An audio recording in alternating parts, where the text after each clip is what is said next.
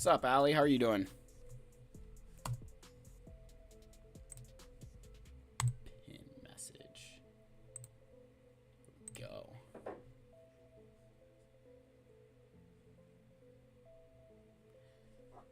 Do not knock my coffee down.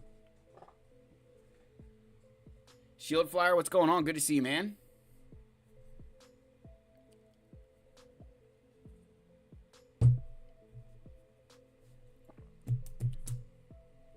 Yeah, we're here for, Phase 3. This is my first, I'll say this a lot tonight. Your voice is dead from the flu. Yeah, I've been there. I've been there more times than I care to admit. Yeah, I was gonna say, tonight is my Phase 3 is the start of the bend don't break phases for TB, where your account your account just starts doing this a little bit, that you don't have the perfect teams anymore, or you've got to make do with some stuff. It's that I like to call it the bend don't break, It's a fun, it's for me, it's when the fun starts. I enjoy Phase 3 is when I actually enjoy playing territory battles. Phases 1 and 2 are kind of annoying. Phase 3, it actually can become fun.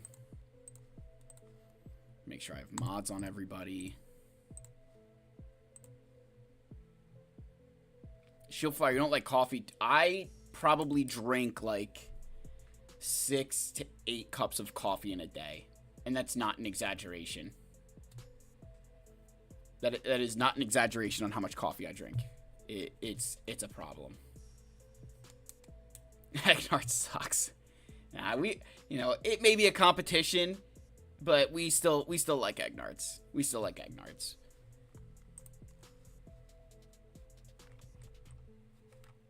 Yeah.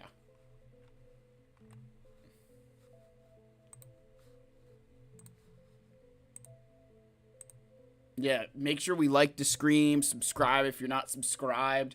We will be doing some territory battle stuff. I'm just kind of waiting around for a few while we get in here. I did my conquest already tonight. I was trying to get that out of the way because it's just this. I'm really trying to get to the end of Sector 3 so I can start farming these pieces, the Acumen Mark II. Because I'm having my squad arena shard. We're starting to get a bunch of the guys with the Apocron. And I don't have a great Datacron, so I'm kind of stuck using this, it's got good stats on it, but, it doesn't really help Rey a ton, and so we're just trying to figure out what kind of works. I will say, this worked pretty well against Lord Vader's. It's not perfect by any stretch, but it's better than nothing. I would definitely think that something, either the guy that Darkseid here or Gugek with the 15 and 15. I feel like that's the direction I want to head, is the 15 and 15, but we'll have to kind of wait and see. Good question. Shieldflower, good question. I see your roster farming. How are you farming new Bad Batch? Are you refreshing nodes? Yeah, so so it's funny. Today, I should say today, I guess on the 15th, or, whatever, the 16th, I got my game refreshed. But yesterday, in the game was the first time I refreshed Omega's node. I have been refreshing Batchers every single day. So what I tried to do was catch Batcher up to Omega, and then I'll start refreshing Omega. That way I don't end up wasting crystals having a 7-star Omega, 2 weeks ahead of having a 7-star Batcher. That just doesn't make sense to me. And with Hunter going to the Cantina, so this is, I'll make a video just kind of about farming plans and stuff tomorrow, talk more about the era battles. But with Hunter, I'm 1000% going to, he'll probably be the last Bad Batch character that I farm. One, because of just how much signal data I need, but two, I'll be able to get Hunter in in a couple of days. It won't take me long to get him. He's on a 10 energy node. I'm already 60 as 65 from the episode pass and the bonus drops. So it's going to be I'll get Hunter pretty quickly. So it's not too concerning to me, one way or the other. But yeah, him going, I say this all the time. I like when characters go to Cantina because it's faster. I hate it because I can't farm signal data then. And I like signal data, obviously. So, it's kind of one of those things that you just have to do.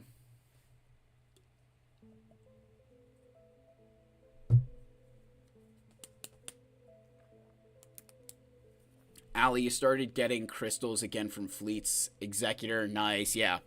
The Fleet crystals are a huge part of my account's progression. Without Fleet crystals, I would die. I would collapse without my Fleet crystals. That's like the most important source of my income.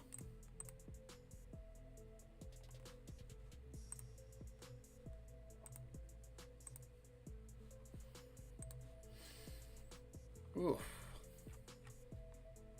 All right, so let's see what mission I want to do first, because we've got a couple here. I should probably get Kashyyyk going. We'll get our Zepho. Tatooine's kind of boring. Got our specials to do there, and then Dathomir got the specials there as well. So we got a couple things. Let's start off with, I kind of have to do this. I got to think through this. I think I want to do the Cal. I think we'll start off with the Cal mission first. That's what I'm thinking. I'm really debating how I want to go about this phase. I'm debating switching up where I use Ezra or not. I don't know.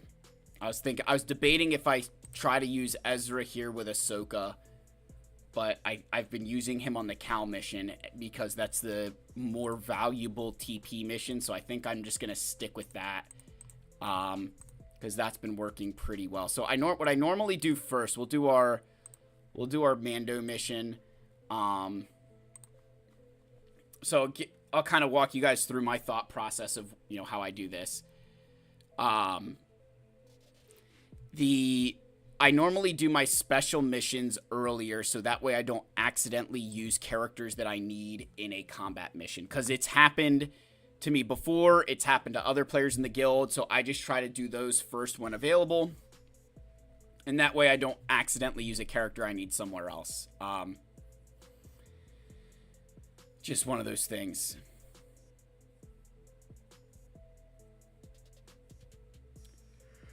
Alright, oh, excuse me.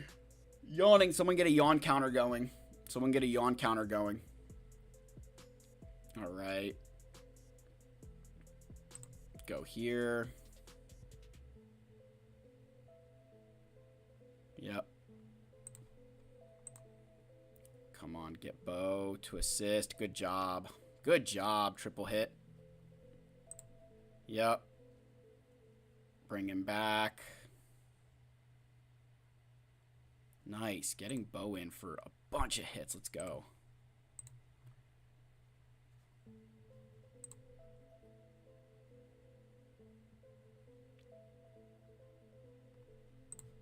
Okay, boom.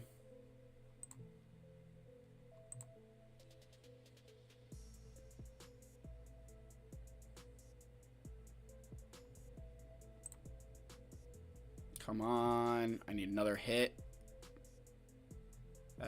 Yep, that's it. There we go. Good enough. Good enough.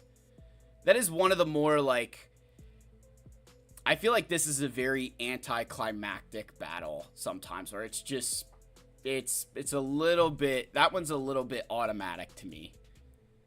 Like, I remember the first time doing it, I was like, oh, this could be challenging, and then I'm like, oh, I've done this so many times. Oh, and there we go. We're gonna get to, we'll unlock Mandalore. There we go. Alright. Let's go there, and I think ops are done. Alright. 8th. There we go. Alright.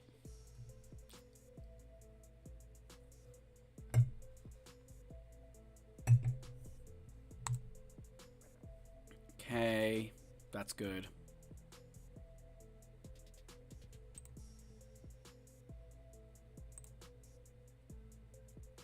Alright, nice. GI, get you going. Just keep you alive.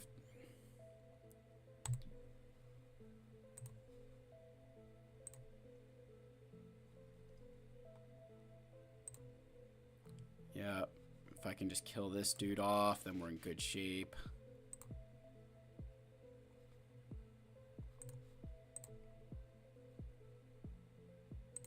Can I get another? There we go. I want to get that bonus turn with GI again. Try and reduce his cooldowns.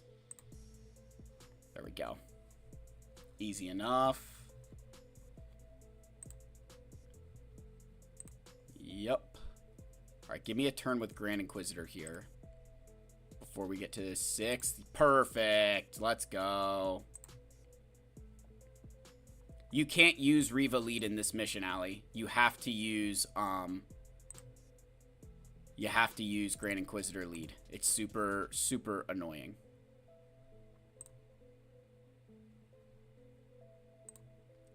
Yep, just put torture on him.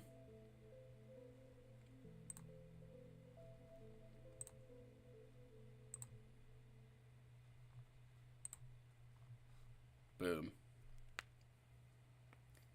Yeah, you're forced to use Grand Inquisitor lead. It's one of the few reasons I would say you want Grand Inquisitor's leadership Zeta is because you have to use him in the lead. So Reva definitely makes, I would still say Reva makes that mission easier. But I can tell you that once my guild unlocked Reva, I was still using Ninth Sister for a little bit. Wherever the hell she is. I was still using Ninth Sister for a while. I stopped remodding for this a long time ago, and I think I've lost maybe once.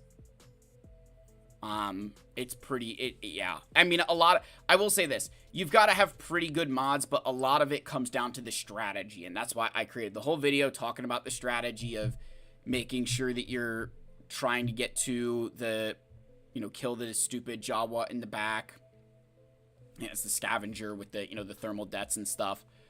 Your protection up, timing your heals, everything like that. So yeah, it's a pretty straightforward battle.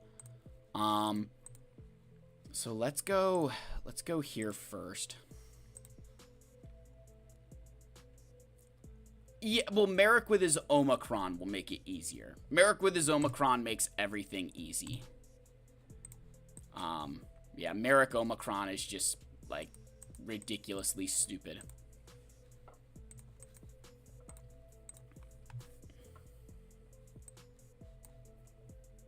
Yeah, this is where I was thinking. Yeah, well, why not? Exactly right. You put the Merrick Omicron on it, it takes... I was going to say, it probably takes you longer to load the mission than it does to complete the mission at that point. That's at least what I've heard, is that it just is a very, very silly mission. Yeah, I think we're just going to go with this here. This has been what's working for me. We're just going to roll with this. It's a massive overkill, but it works. You have to use the Cal Kestis lead. I don't have the Omicrons, so we just make do with what we can.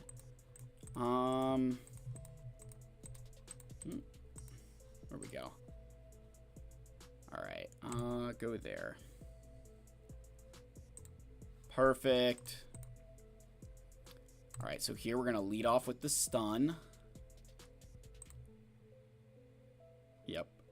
Okay, hit that up. Pass the turn to Ezra. Pass the turn back to Cal.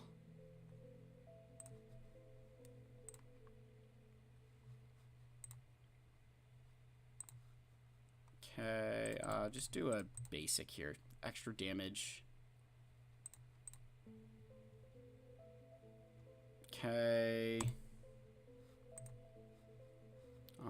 Go over here, actually, and we'll put Isolate on you.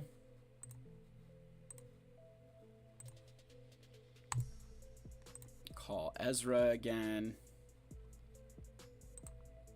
Just call Ezra. Alright, and then we just start going to town.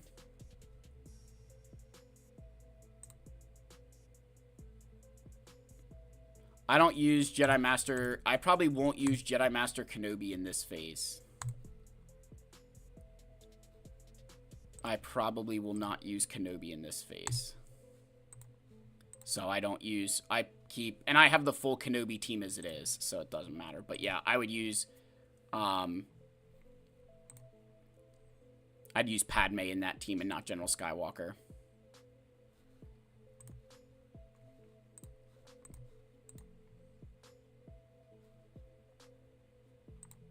Okay, just keep going after this Stormtrooper. Stormtrooper. Stormtrooper. Nice assist. Jedi Knight Luke for that assist is glorious. Okay.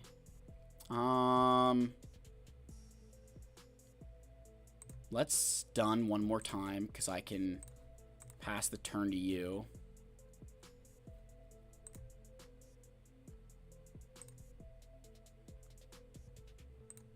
Yep, AoE.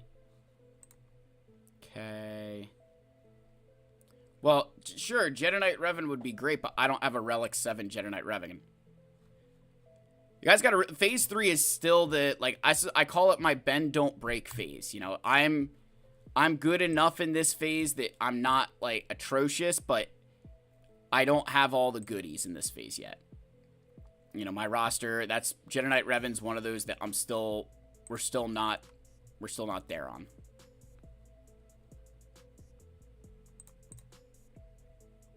Okay, we're just going to trade hits for a bit. Okay. Good job, Cal.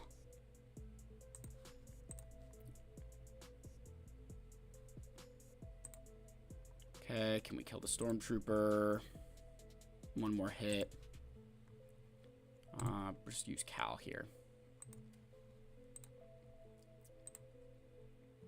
Inflict armor shred again. JML. Yep, we got our stun ready.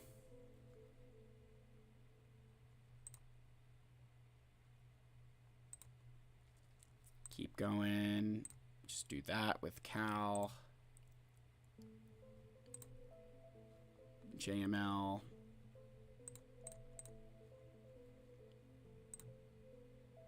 There we go. All right, nice. Okay. Call you.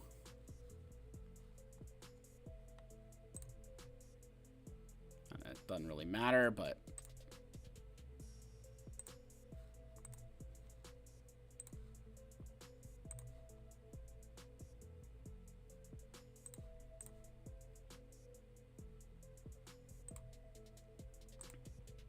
Okay, got our 20 with Cal.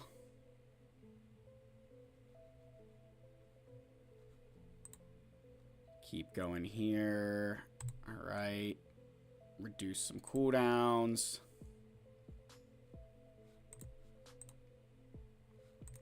Nice assist. Go, he's dead.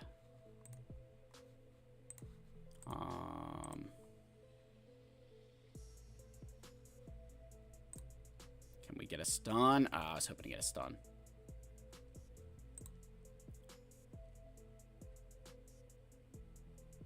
Okay, keep going. Doesn't really matter. Come on. Give me my turn. Kill her. And we're set.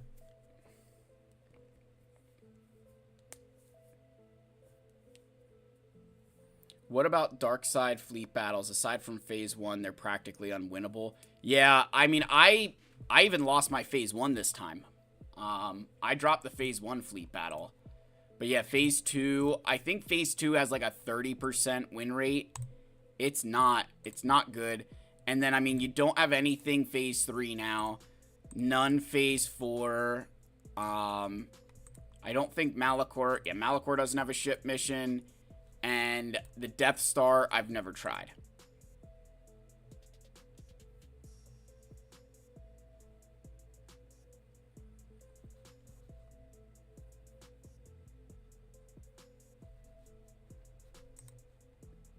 Yeah, so we did that one. So now let's keep sticking to Zepho here. And we're going to use our Spectre team. All right, here we go.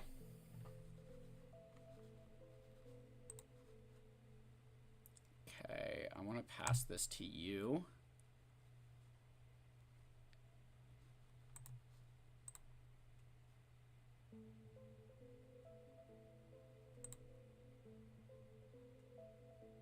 Ooh, yikes. Not good. Not good. Okay, it's fine. I mean, it's okay. We got our ultimate. I want to fracture that guy. Yep, just do that. Okay, ultimate is good.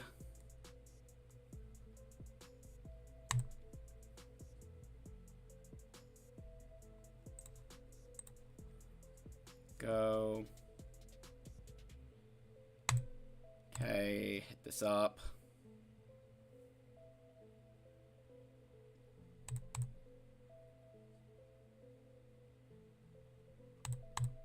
Come on, keep going. Yep, just keep attacking him. If I can just attack this droid, I'm fine. Keep trading hits with him.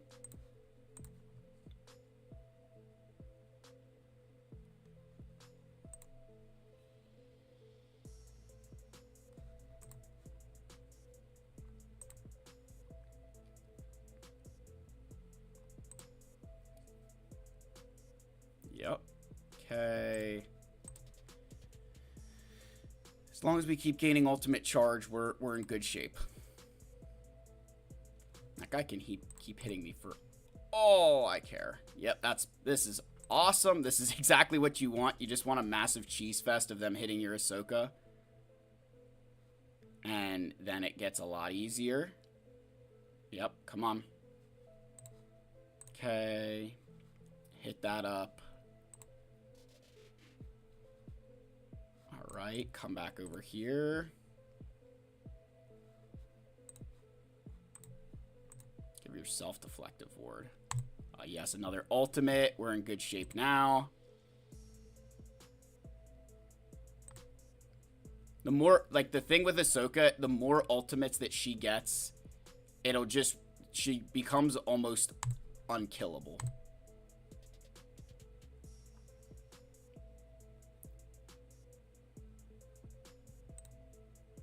Let me just kill this side droid here. There we go.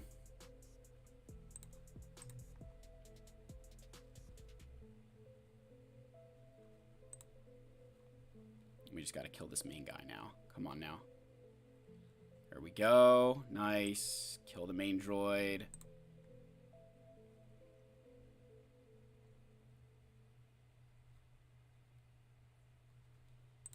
Yep. Nice. Keep going. Just give that to Hera, because I can.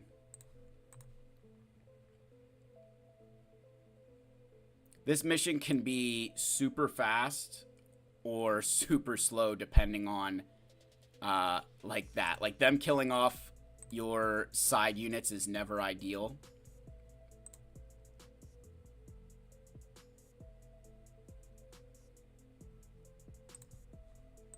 You know what? Alt.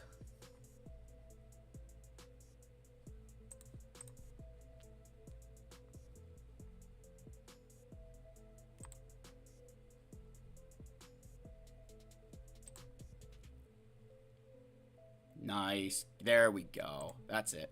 That's it. Now we're in better shape.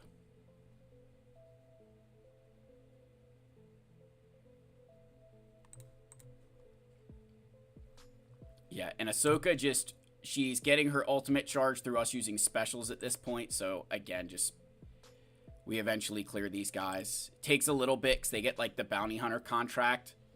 But you do kill them if you've, ramped enough.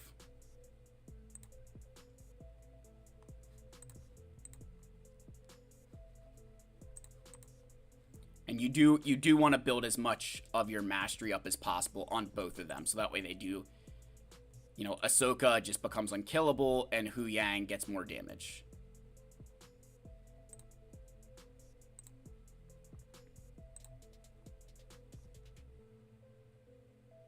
Nice work, Ahsoka.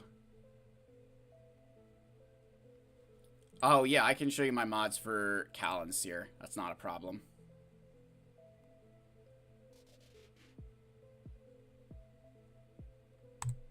Build our mastery again. There we go. All right.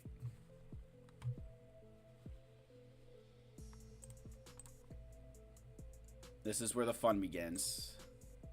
We just wait.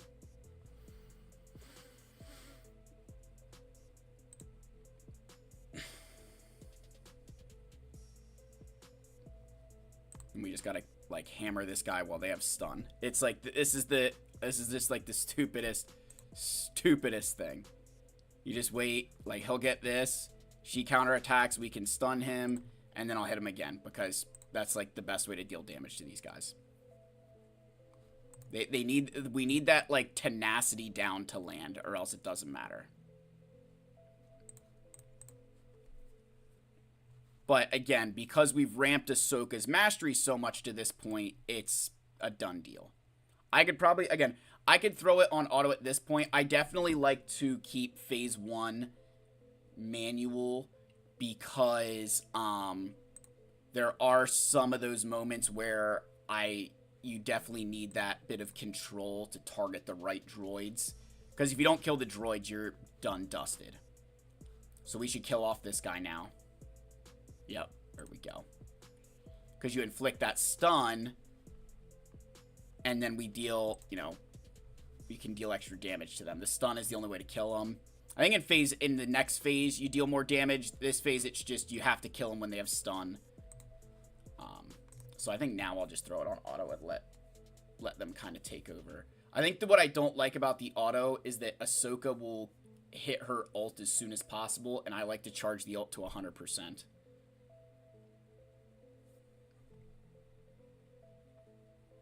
There we go.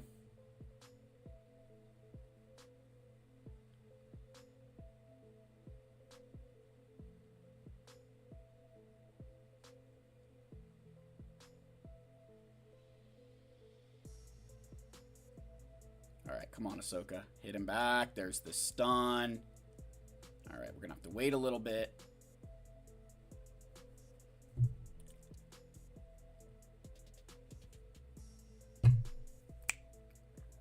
Game, set, match. That was easy enough.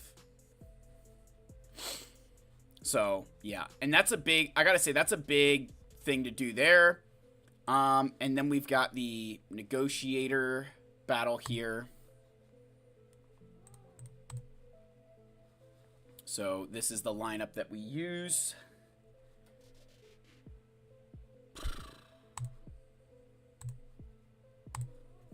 All right, here we go. This one can get a little bit annoying at times.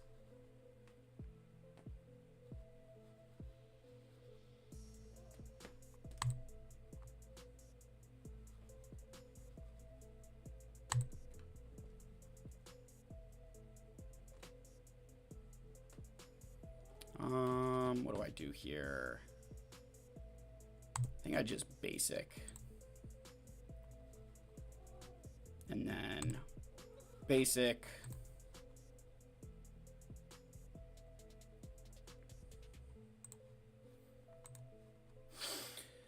All right. That was one of the starters, and that was one of the starters. That's never good. Would have liked Anakin to get some more turns there, but it is what it is.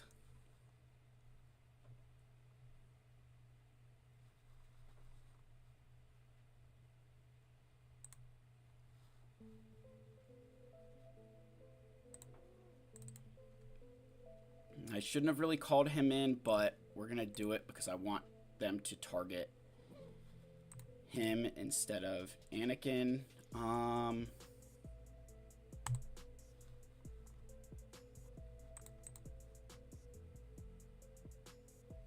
There we go. Kill that guy. All right.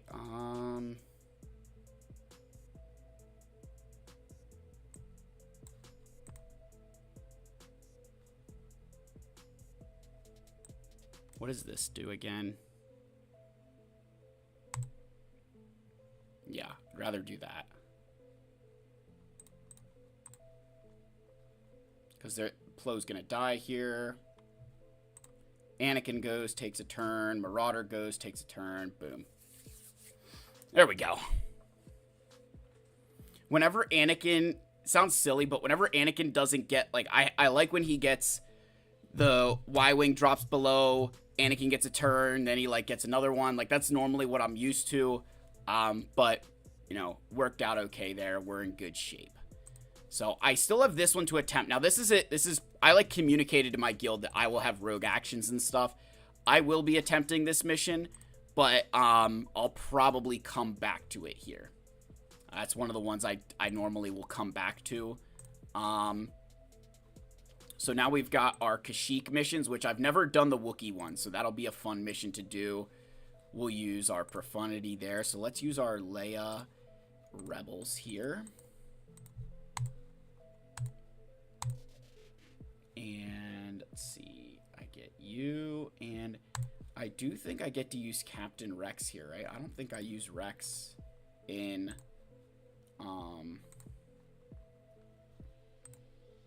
I don't use him there. We do that next phase.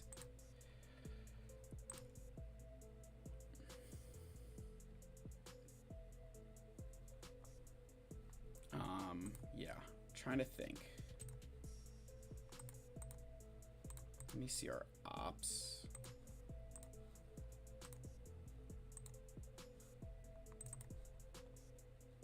All right.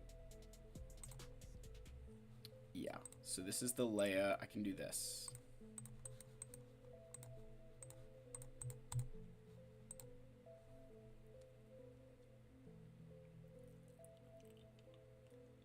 Yep. Empire lifts back. Does GLAT give you a great deal of confidence when going into that mission? Yeah, you know, I think the thing... I would say that I have more confidence with GL Ahsoka in that unrestricted mission than I do other teams. What I would probably venture to say is that that's probably the one team where I think my confidence from it comes from playing that properly. I will almost never... I shouldn't say never lose, because that's such a terrible thing to say. But having played that mission a few times, if you ramp the way you should, like I was there, if you watch, like you're just trying to get your ultimate as soon as possible, if you do that, you shouldn't have any problems. What's going on, Steve-O? We're doing good so far. We've been clean through phase 3. Did our first 2 Tatooine specials, and then we're gonna kind of work through the rest of these here.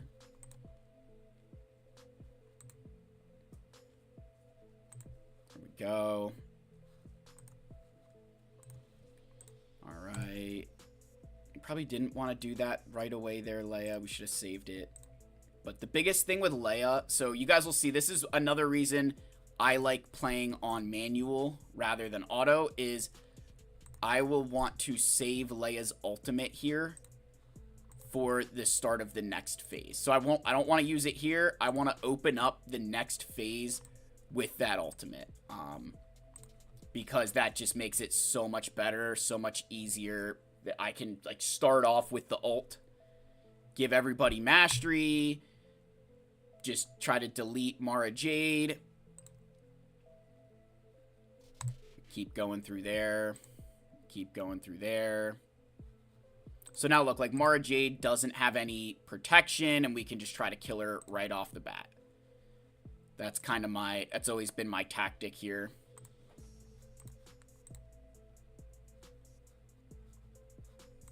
Let's go for you. There we go. Nice one shot. Nice one shot, Drogon. That just worked out really nicely with Drogon there. And then we can just auto at this point. Leia's got her second ult. Oh, there we go. Yep, Leia got her second ult, and that's game over. That's game over at that point. We're in the clear there. Yeah, if Leia gets the double ult, man, it is super fun. All right, let's do our ship mission. I don't really have a... I'll say, like, at this stage, I normally don't have a rhyme or reason for how I, The only thing I always check, just because, like, I always get annoyed, is... I don't think it's this phase. Like, this one is just Executor there. But I always check to make sure I don't accidentally use a ship I need for another, combat. Because it just is, like, super frustrating. Okay. Alright. Trying to remember how, if this is one of this, yeah. Ugh. Yay, Scythe. Okay. Just do that to you. There we go. Nice work, buddy. Nice work. Would have been nice to get some ability blocks there, but, you know, hey.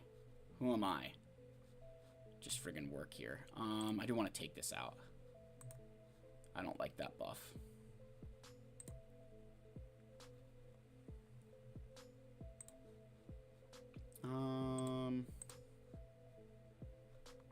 Yeah, just use Profundity to target you. Of course, we're not getting any assists, because why should I be getting assists with a Rebel fleet? You know, that's just so much to ask for, isn't it? Okay, that should dispel those buffs. Okay, nice. Use our formation. Just use Cassian's ship.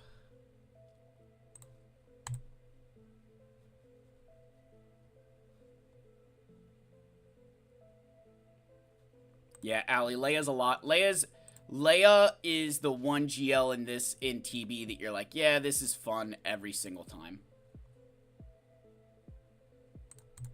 There we go. Put that on auto. I'm gonna go get another beer.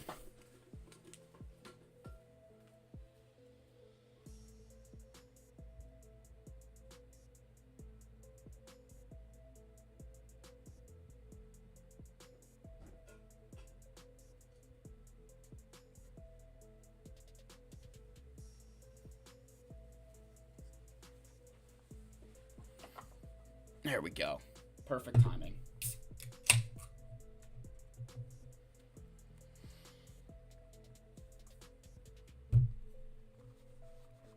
All right. I'm trying to think if I want to do I did Queen Amidala here last time, and that I think I want to do that again.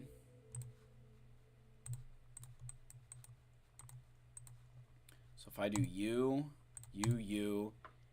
and man, what would be the best? What's her unique?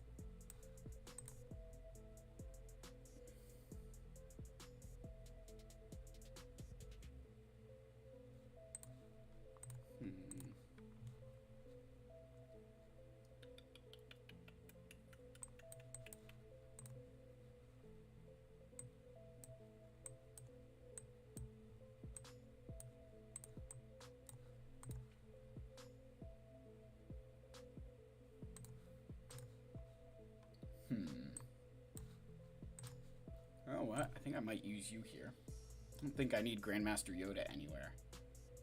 Yeah. We'll try this out. We'll see how this... We're going to take a risk here. I don't know if this will... I really hope this works.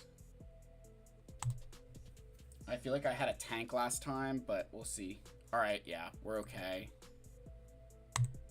Call in the Handmaiden.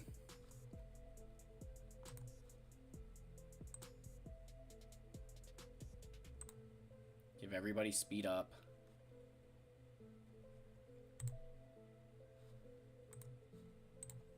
Yep, do this.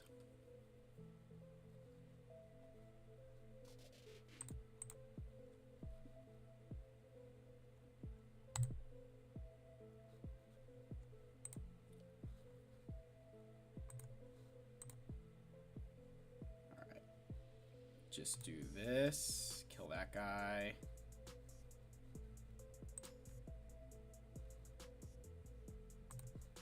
Yeah, that's the one thing I don't like about this. Gosh, we're gonna just get wrecked here by this droid.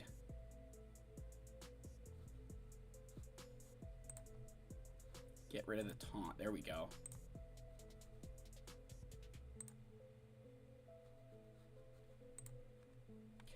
Foresight up on the field. Ooh, yeah, yowza.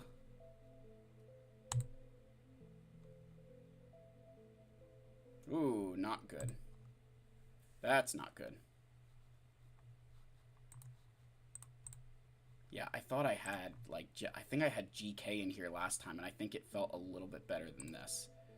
But I feel like I'm okay. It's just the probe droid that's killing me.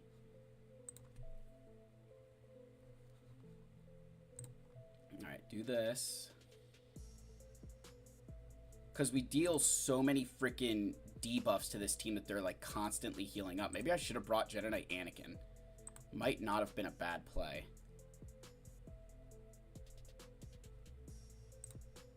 There we go. Kill that guy. Alright, one more turn for the Handmaiden.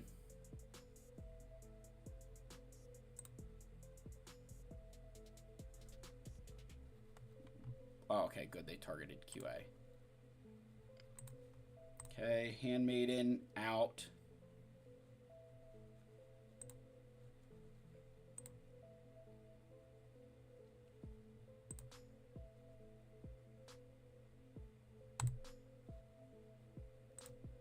There we go. All right. Through there. Let's get rid of this officer here first. All right, good.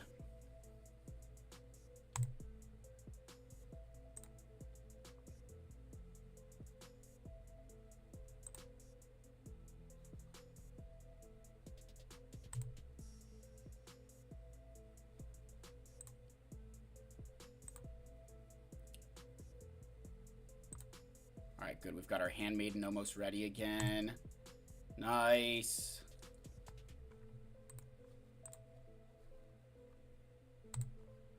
Let's just do that. And we stunned somebody. That's good.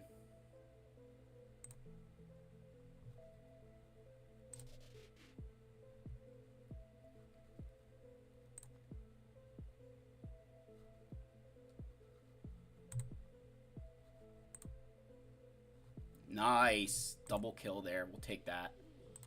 Alright, we're going to be out. We're going to be in the danger here for a little bit, but I think we can survive, hopefully. They keep targeting QA. That's for sure. Alright, one more turn. Come on, QA. Alright, Qui-Gon, I'm trusting you, buddy. I'm trusting you, Qui-Gon. You got this. That Stormtrooper is... I hate saving Stormtrooper for the end, but he's also, like, the hardest to kill.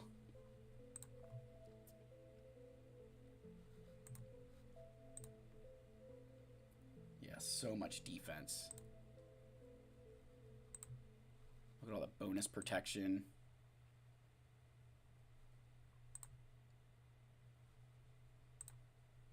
Just keep going after this stupid Stormtrooper. So much healing going on.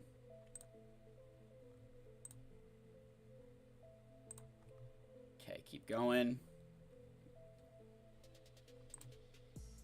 Basically, it's just Poe who's dealing all the damage. Like, if you guys are watching, it's all, like, he's basically staying at, like, full health and bonus protection, and just Padawan Obi-Wan just hits underneath his protection the whole time. Yeah, graphical. I'll make sure to hit you up for a roster review here at the end.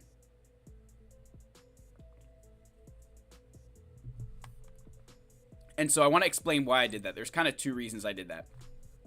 One, so next phase, I normally have to platoon my Jedi Master Kenobi down here. So I normally, what I'll do is I'll go in and actually, like, platoon my Kenobi here.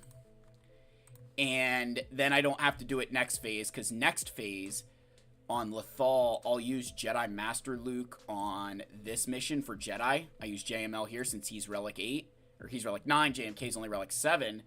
And then I'll use Jedi Master Kenobi in this battle. And I don't really need Jedi Master Kenobi here. I've done it without him, but it's nice to have him because he can take a bit more damage at the beginning. And then that's where I use Ezra, and Ezra kind of, you know, is my tank. So, that's kind of the idea there. So now I can disobey this order, and we can go with this team here. So, we'll go here, and this is the squad that I use for this UFU mission. This mission can be a little bit annoying. Actually, it can be very, very annoying. But all we have to do is, I feel like I want to take out the Purge Troopers first. I feel like that's who I was targeting last time, and that worked out. Pass that to Seer.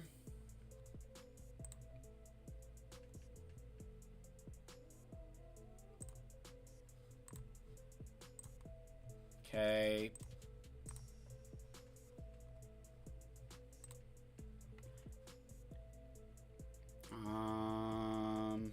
Yeah, just kill that guy because I need to get rid of them. Heal up. So this you guys will see is if you're gonna use Rey in TB, it's a very, very tedious task of just waiting for you literally just sit here and you build up, you just ramp your lifeblood to absolutely obscene levels. And I mean obscene levels of lifeblood. I will say, let's just force leap this guy so I don't have to deal with him anymore. And then what I do, though, what you guys will see is I will not let Rey drop below. I will not let her get into damage immunity this phase. I want to save that for next phase. That's a really big strategy with her that if you can pull it off, it works really well. To just let her kind of always stay above that threshold so that way you have it for an emergency. Like, I'd rather get to the point with my Rey where I'm like, okay, I can take another hit or whatever and heal up, because like otherwise you can really mess yourself up here. And if you're noticing, our damage is increasing because they're gaining turn meter, and since we all have Inspire, we're gaining mastery. And obviously mastery gain is what makes this team battle, you know, work. You know, we're just gonna gain a, like, Rey hitting for, you know, 70k on, you know, look, Ben hitting for that.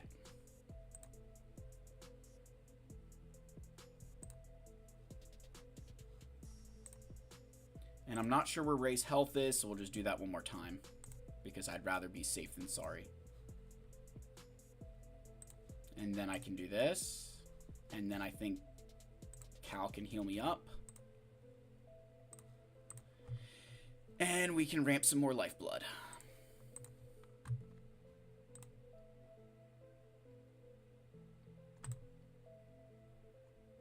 And I can do that one more time. Yep. All right. Phew. So even Cal, I mean, Cal hitting for 18,000 is solid damage, but Ben can really ramp up. All right. We have Whirlwind, we have Ultimate, we've got it all. So what we can do here is inflict Armor Shred. I will pass that because I want Shine for when I land Armor Shred on this guy. Put that out. Give me the buffs. Sudden Whirlwind. Land this. Go here.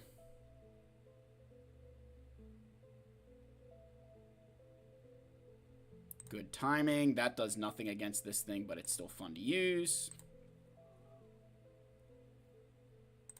And that should be the death of that. Yeah.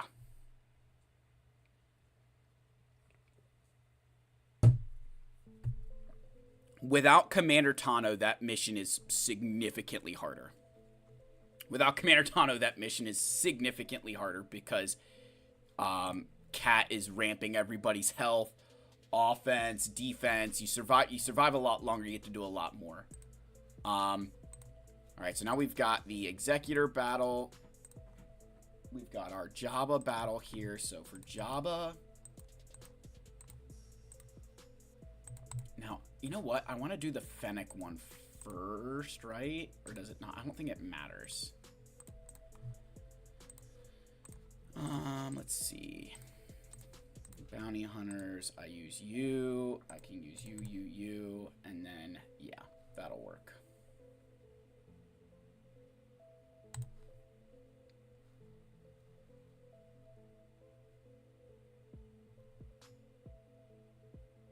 No, I lost. No. Give me my contract. I lost my bounty hunter's resolve.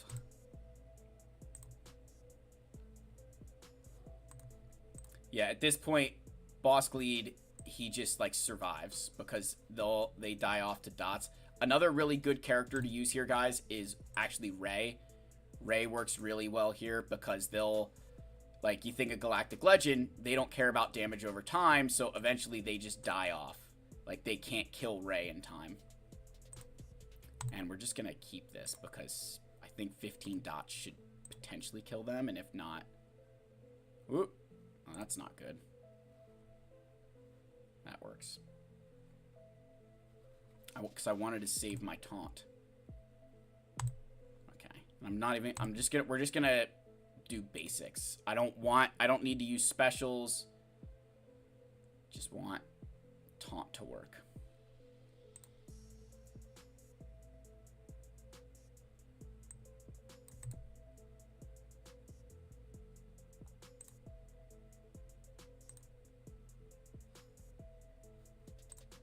Okay, Fennec go.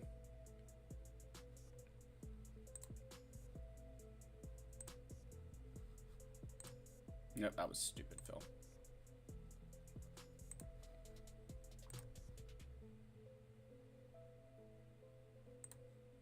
Get my taunt back up. That's game, set, match. They should just die off here.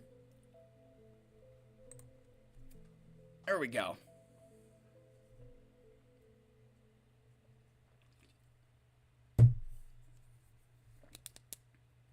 What's up, LBC Robbie? Good to see you, man. Alright, so we did that. And then let's go here for the greatest team ever invented. You guys just wait and see how good this team is. Let's bring you.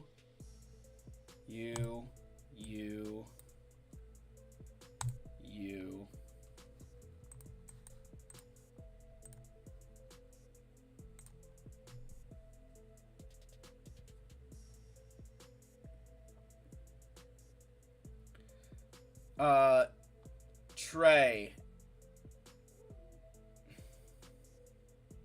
I'd probably go with the Relic Mothma and use the Datacron.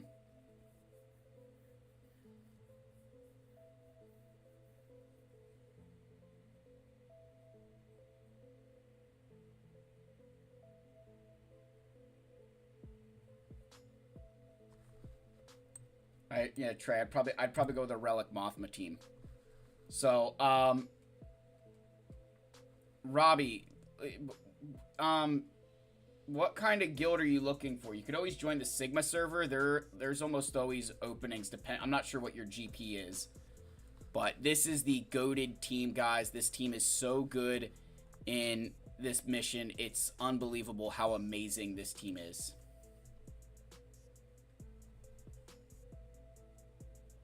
There we go. Just let him cook. Just let him cook.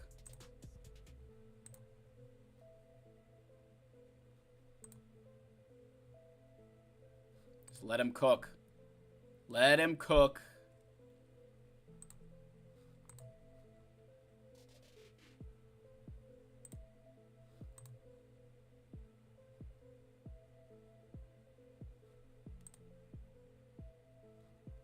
Let him cook. All right, give me the howl. And give me my ground pound.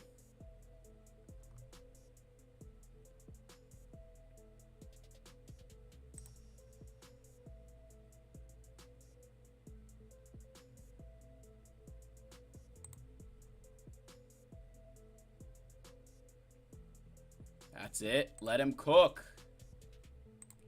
Come on, buddy. Come on. Don't let me down. Come on. One more. Boom. Boom. Boom. Boom. Boom. Boom. Boom. I mean, come on. This is so easy. I want to say that when I first did this mission, I did it as a joke, where I was like, oh, I'll just throw Wampa in here, like, I don't know, and it worked. Yeah, that's one of my favorite. I've used Wampa there for forever, and like this just, you know, just for like the frame of reference, guys, why that's an important thing to understand there with like those garbage Sith is that opens up how many other teams that I get to use for combat missions. So that was that used to be a very key mission for me to do for my guild, because I didn't have to give up an A tier team. I was giving up just a bunch of leftovers. Well, my Wampa's Relic 9 now, but that's beside the point. You know, semantics. Alright, dash.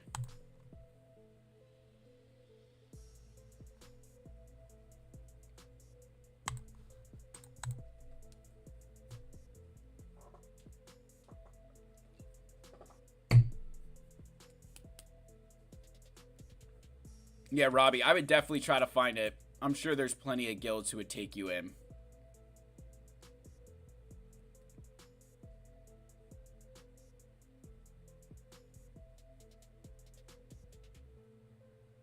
Gosh, auto is just so, come on.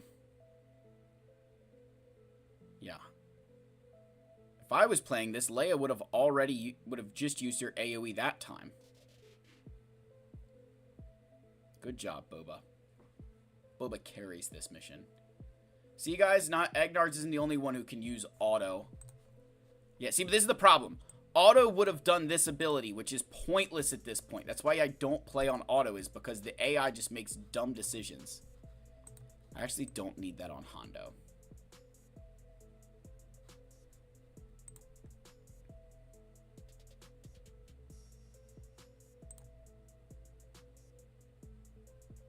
Now let's use it. See that? Look at how many more kills you get. That's why I like the I'll press auto after I've done what I'm supposed to do kind of thing.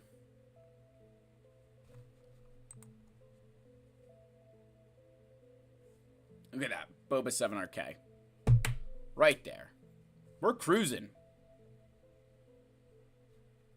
Alright. There we go. Use Executor.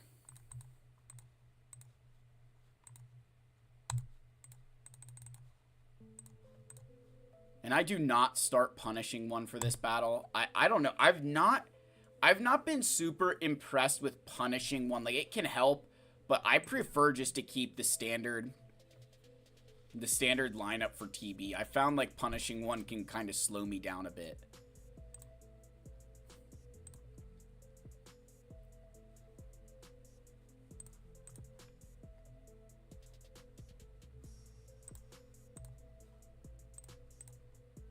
Yep. Do that.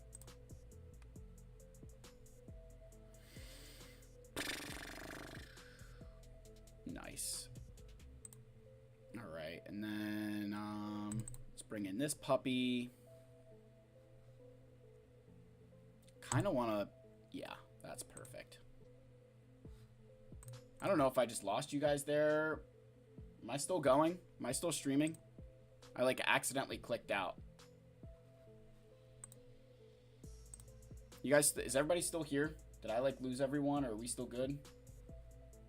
Someone tell me in chat that this is still the right stream. Because I don't know what just happened. All right, cool. I like, pressed a button in my Streamlabs, and it was real weird.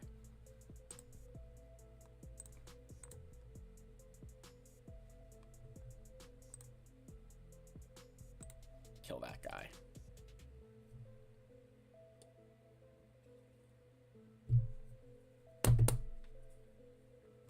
All right, we're cruising through this. See, we're not bad. Zepho is done. Okay, Kashyyyk, we still need to do the Wookie mission. Tatooine is wrapped up. All right, so let's do our Dr. Aphra mission. Actually, no, let's save that because I do the. Let's go to Empire here. Bring in you, and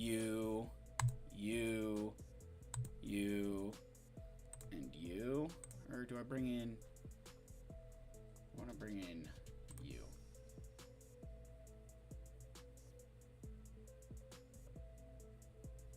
Yeah. Let's do this.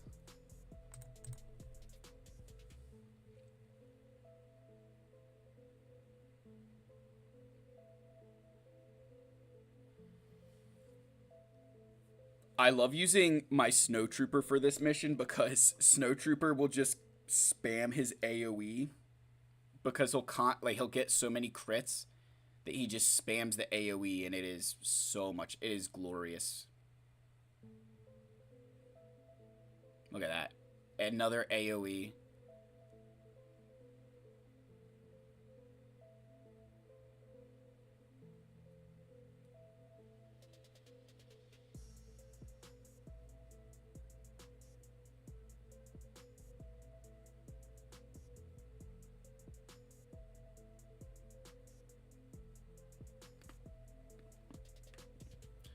See, what I like about bringing Dark Trooper Moff Gideon in this mission for is he can give us extra buffs, and those extra buffs are super nice because that ramps Lord Vader's ultimate. All right, now, see, this is when I take it off auto. I want to save Lord Vader's ultimate for the next phase because I'll just do stuff like this where I don't really need the ultimate. Boom.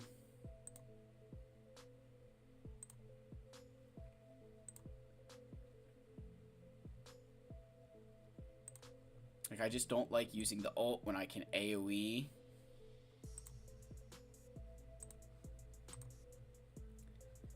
There we go. Ah, almost.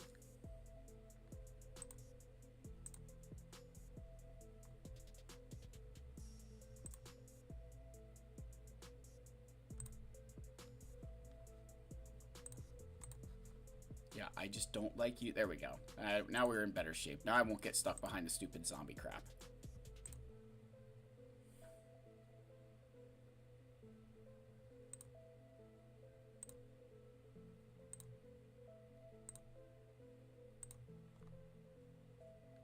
Nice work. See?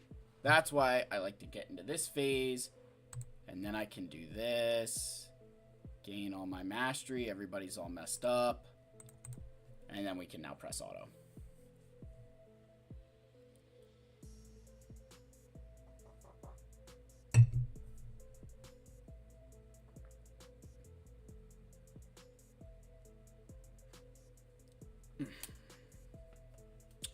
Snowtrooper, goat. All right. Let's see. So we've got to do this mission still too. All right, so now I get to show off. Now I get to just show off a little bit of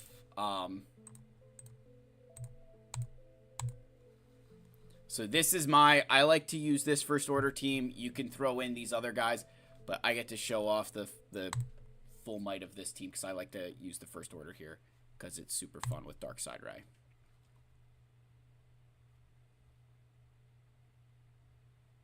It's fine.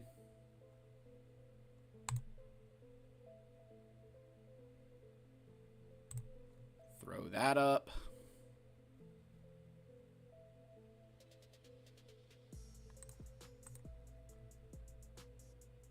Okay. I do need to at least, you know, not complete. Okay, can I get Kylo to full ult charge? And then I can summon the droid.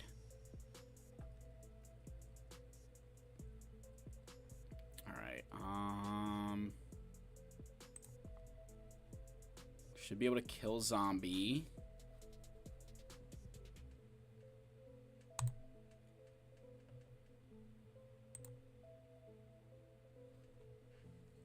Okay.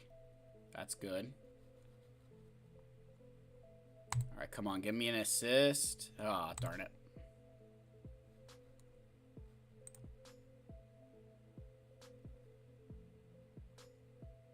Okay, cool. We got full ultimate charge again.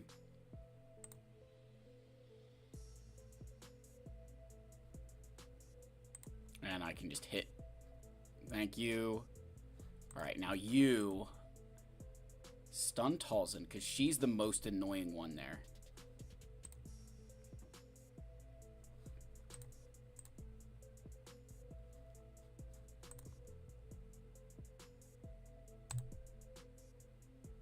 Nice. Nice. Nice.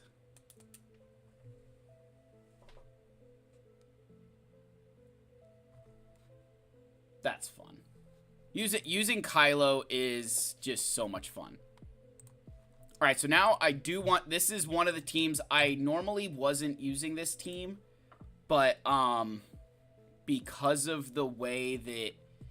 With me using Django as a bounty hunter now, I used to use Trench Separatists in this phase.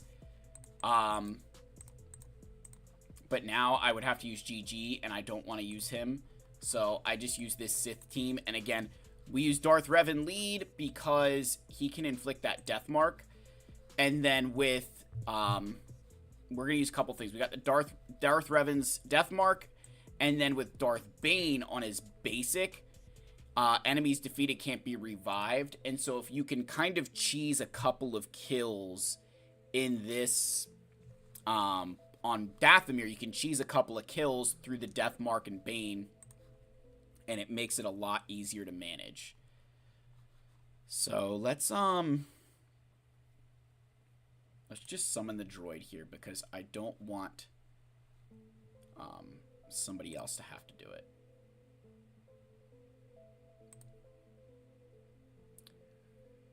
Okay. I mean, I like that fear. Darn it, Sith Eternal. Let me down. I wanted to link up the other Night Sister there.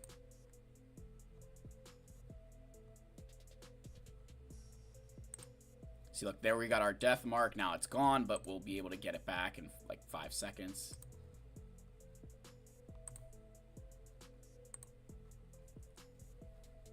Hit that up with Bane. Just kill the zombie.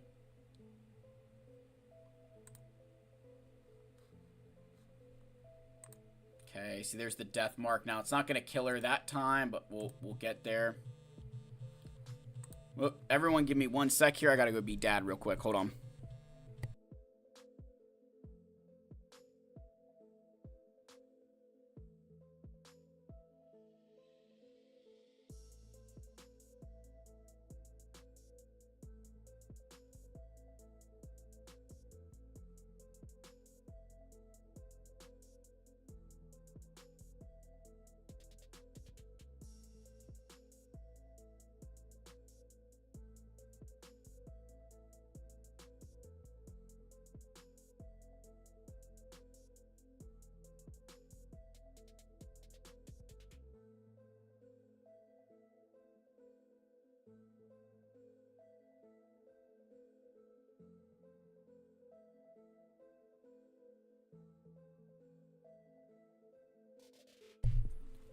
Alright, I'm back. Sorry.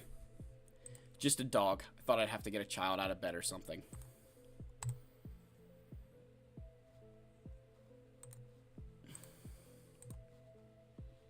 Alright, so now we got one of the Night Sisters down. And then because we killed that zombie when she had the 2 times buff thing, we're in good shape there.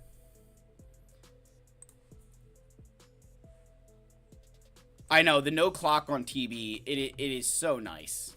Just, like, takes so much pressure off. And now I finally linked that other Night Sister there, which is hella nice. Let's go. Alright, that's a good kill.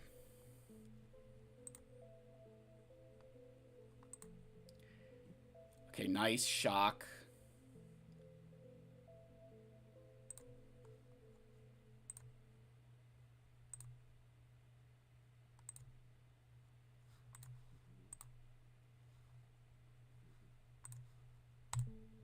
There we go. All right.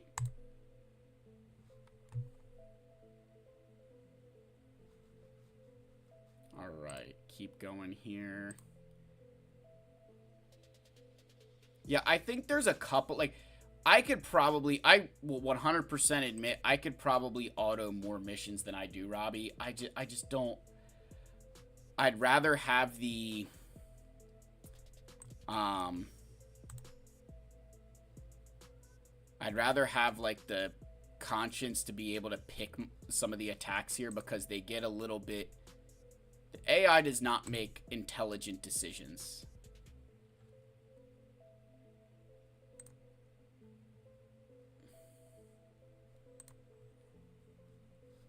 Can I get buff immunity over here? Let's go.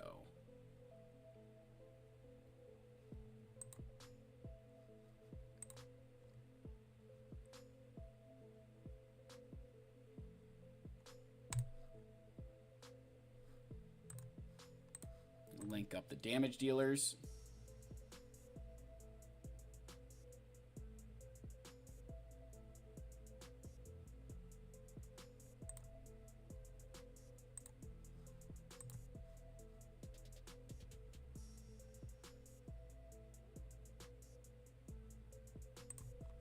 Okay, keep going in.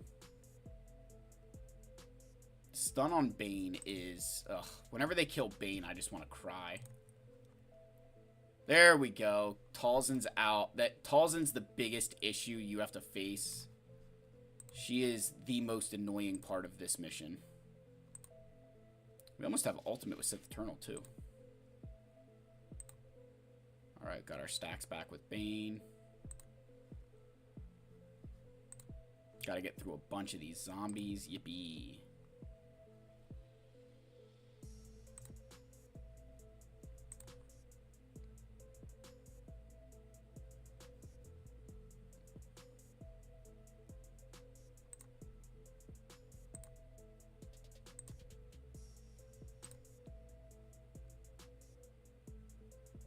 Oh my gosh, Daka with these heals is pissing me off. There we go. Actually hitting for some damage now.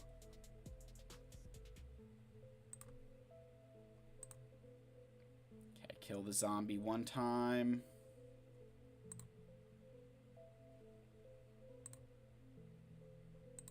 Sith Eternal's got his ultimate.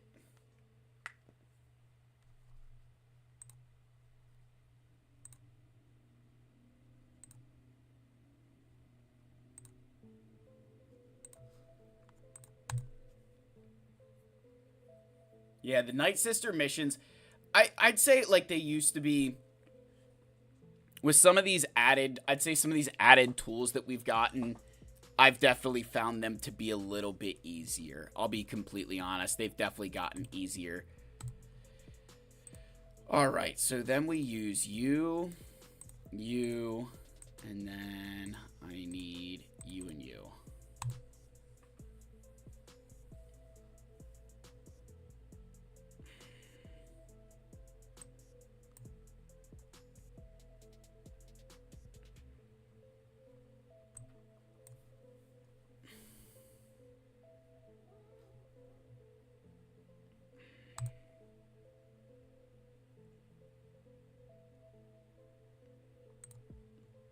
Yeah, just do that. Oh boy, here we go. Okay, good. Give Afra. I just need Afra to get some turns.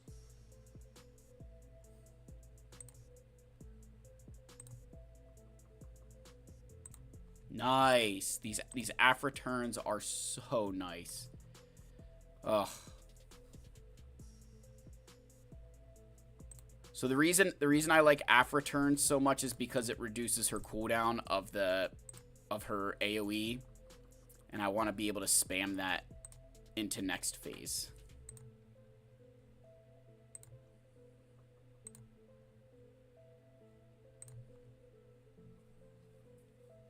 Okay, there we go. Okay, can I just lead off with some debuffs?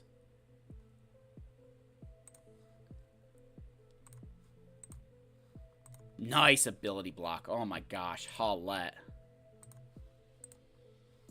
Oh, jeez. Nice work, Vader.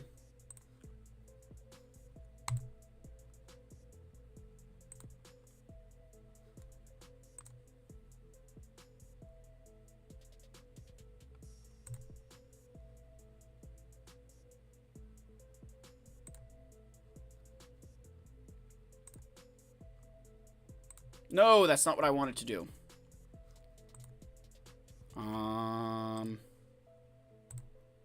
Can I kill the zombie? Thank you. Come on and give me the kill.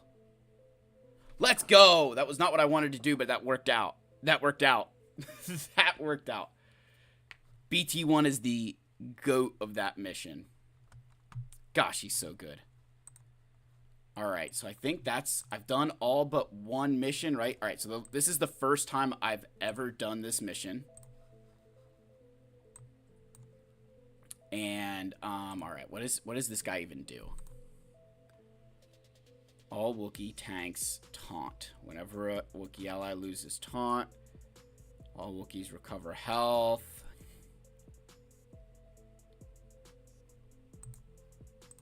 I mean, I'm trying to debate if I want to remod. Do I remod this team or not?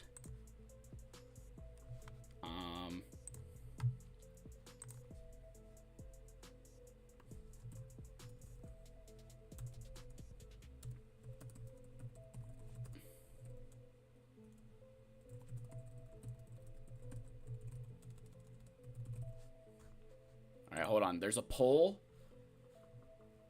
We're gonna go for a poll here. Do I completely overmod for this mission? And by overmod, we're really just talking about Tarful and Zalbar there.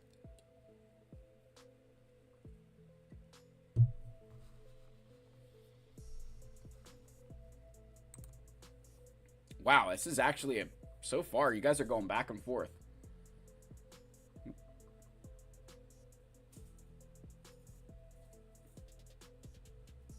Sheesh.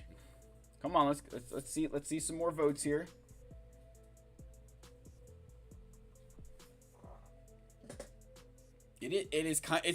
Like every vote seems to be going the opposite direction. Come on, guys, we got a couple more. Okay, we're starting to trend a little bit more towards the completely overmod Tarful and Zalbar. Whoa. It's coming back. This is a tight race.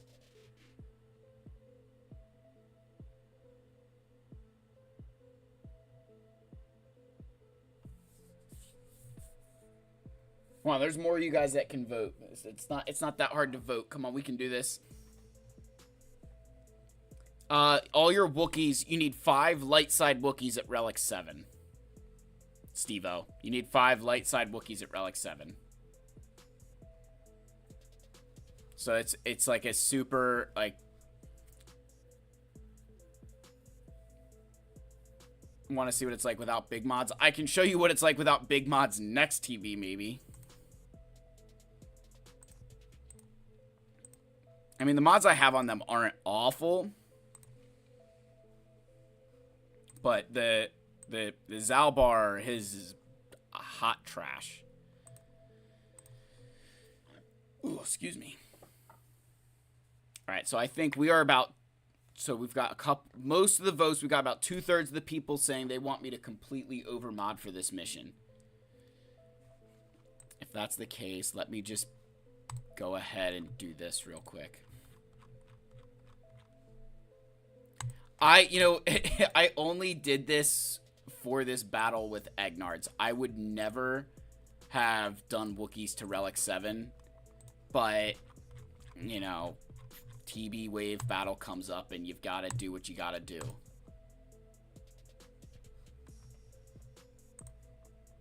So yeah, gotta save base sets. I mean, like, I'm pretty fine with my Chewbacca, with Vandor, and with 3PO and Chewie. Like, their mods are fine. You know, it works.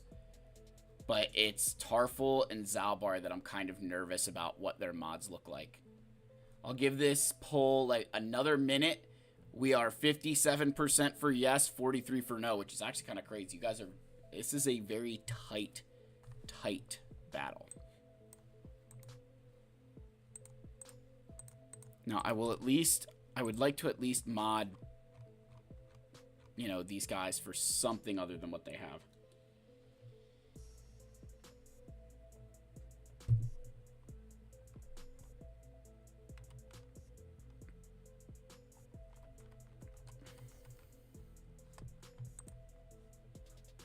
I gotta think of how I want this mission to even go.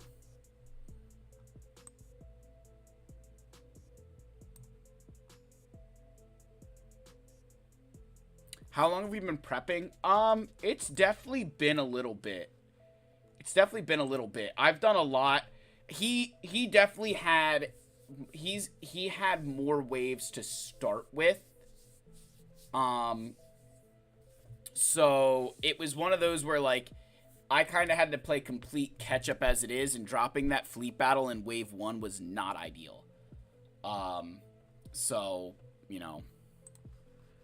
Alright, I think, so, the poll, I mean, you guys are, it is extremely tight. You guys do not want me to remod, which is okay.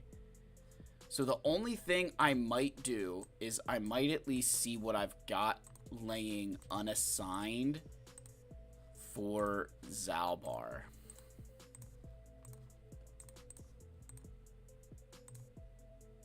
Okay, so I can equip that.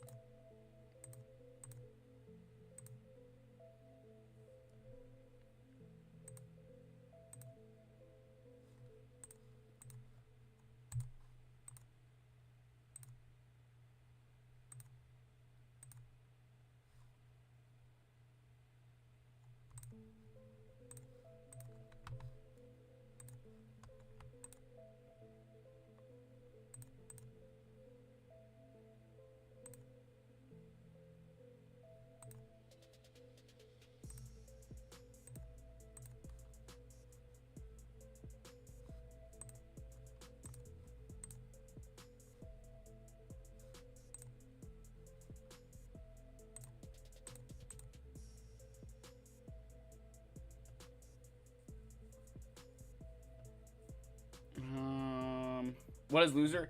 If I lose, I have to Omicron Enoch. If he loses, he has to Relic 9 his Wampa. Which, like, neither of those things are, like, if we're both being honest, neither of those things are bad. Like, yeah, neither one of those things is actually that bad.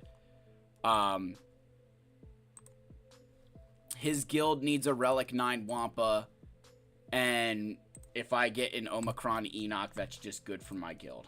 I mean, like, we definitely...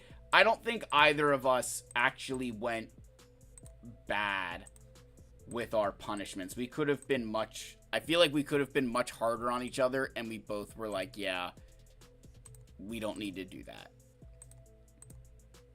Just trying to see if I want to change up these mods at all. I'm just loading up Zalbar with defense. Sue me. Defense. Defense.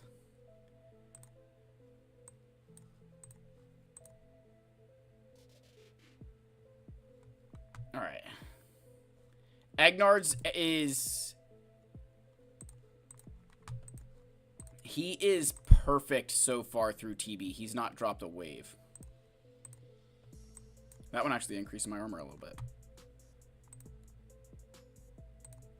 Oh yeah, the little pop Wampa. All right, let's go here. All right, we're gonna go with this.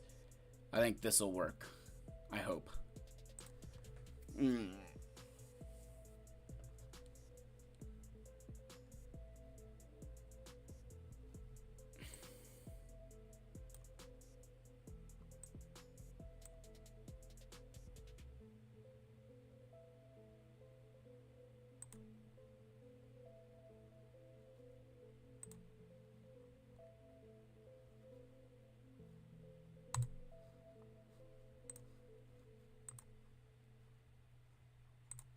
Can they attack, like, Zalbar, please? Yeah, thank you.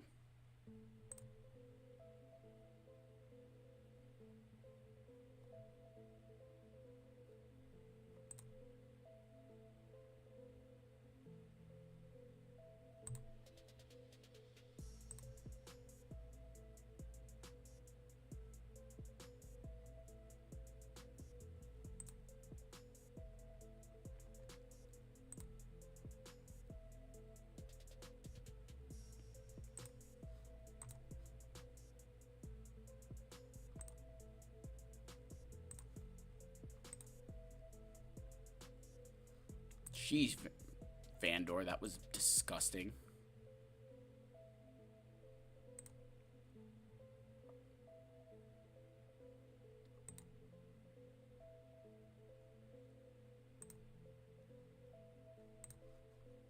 Okay, I just want this thing to lose it. Okay. There we go. All right. I guess I should end that.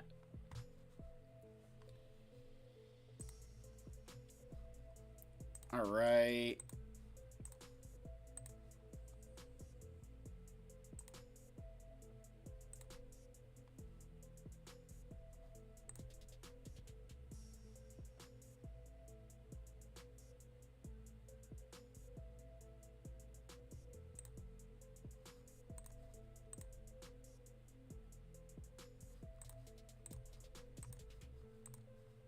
Okay, can I do, what does that do? Oh, there we go. All right, 3PO.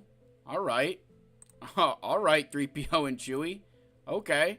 Maybe we should have done that a little bit earlier. Okay. That was, yeah, that works. That works. All right, so that is all the combats I needed to do that phase. That's 29 of 29. That is very solid. So now we've got to go here to Dathomir for the special mission. Now this, I will 1000% tell you guys, I overmod for. I completely overmod for this mission.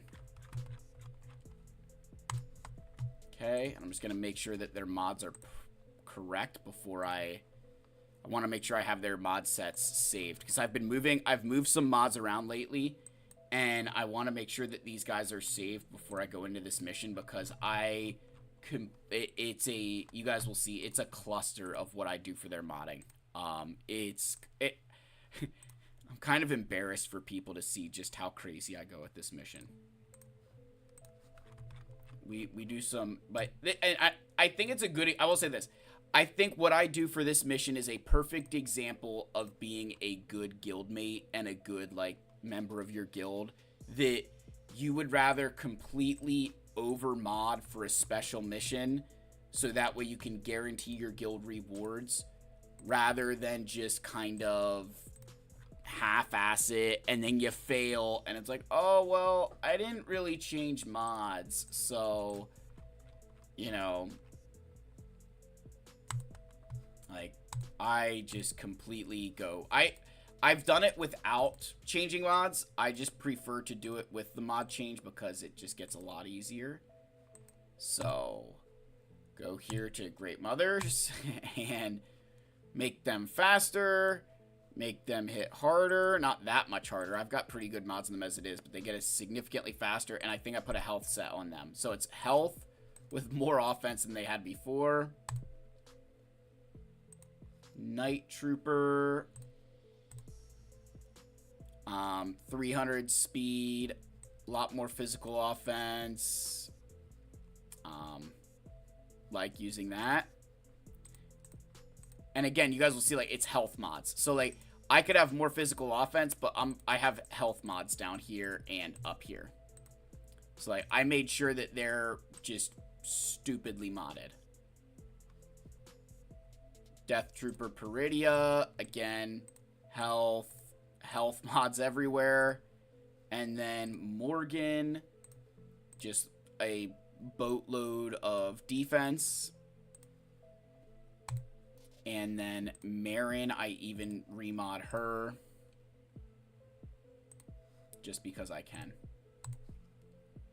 So yeah, I completely pillage my roster for mods here.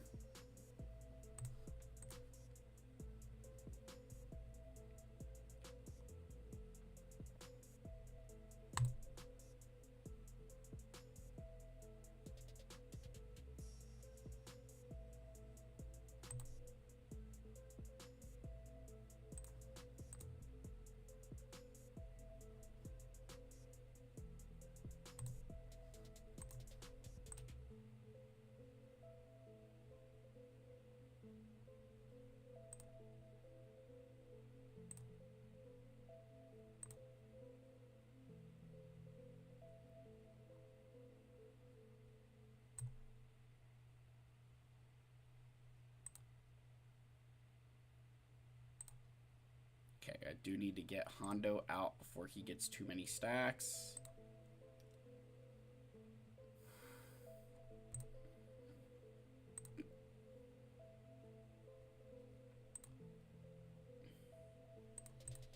Just save Death Trooper's abilities.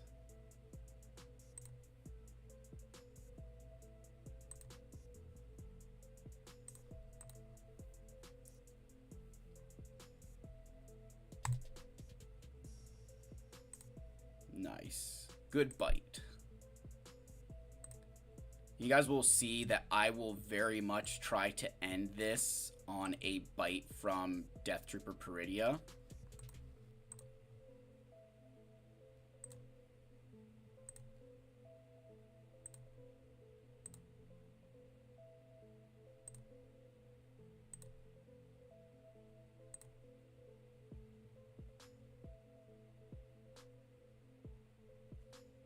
That's enough. Yes! Yes! Alright, that's good. Alright. Get Maul.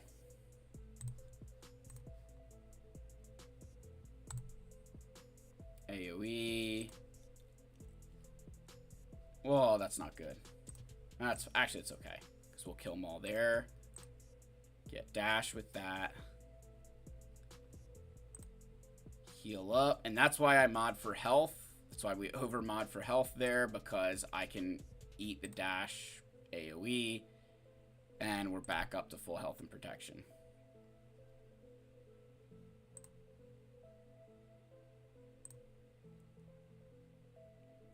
And that's why I like to over mod. And now at this point, I think it's over, but, you know.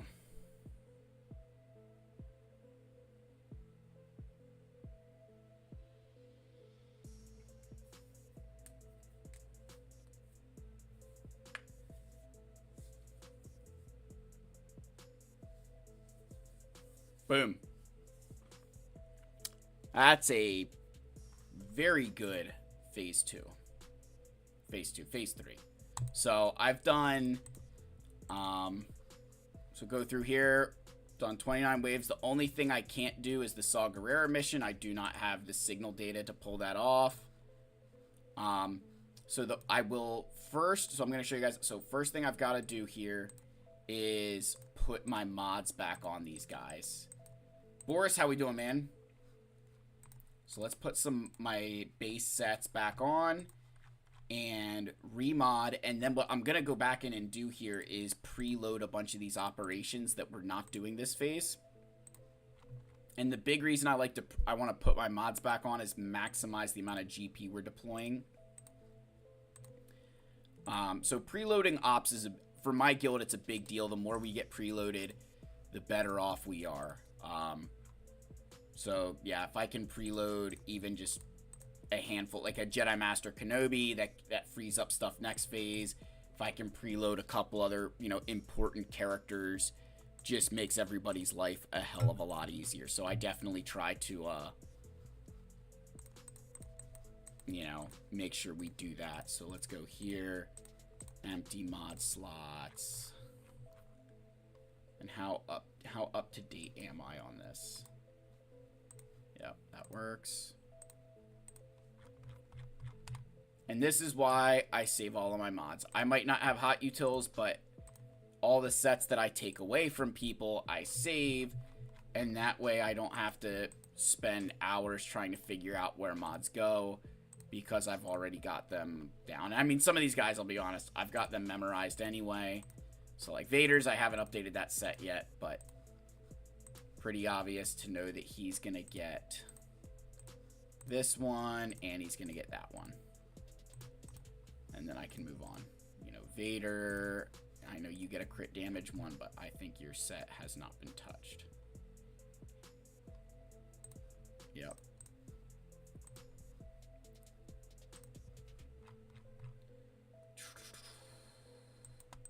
Oops.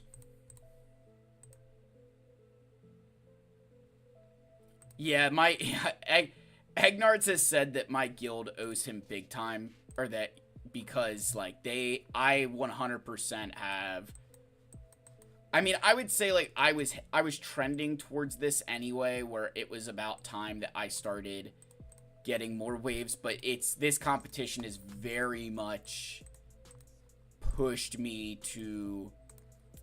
I mean, there's a couple of upgrades. Like, I didn't need to do Hondo and Young Lando. I didn't need to do the Wookiees.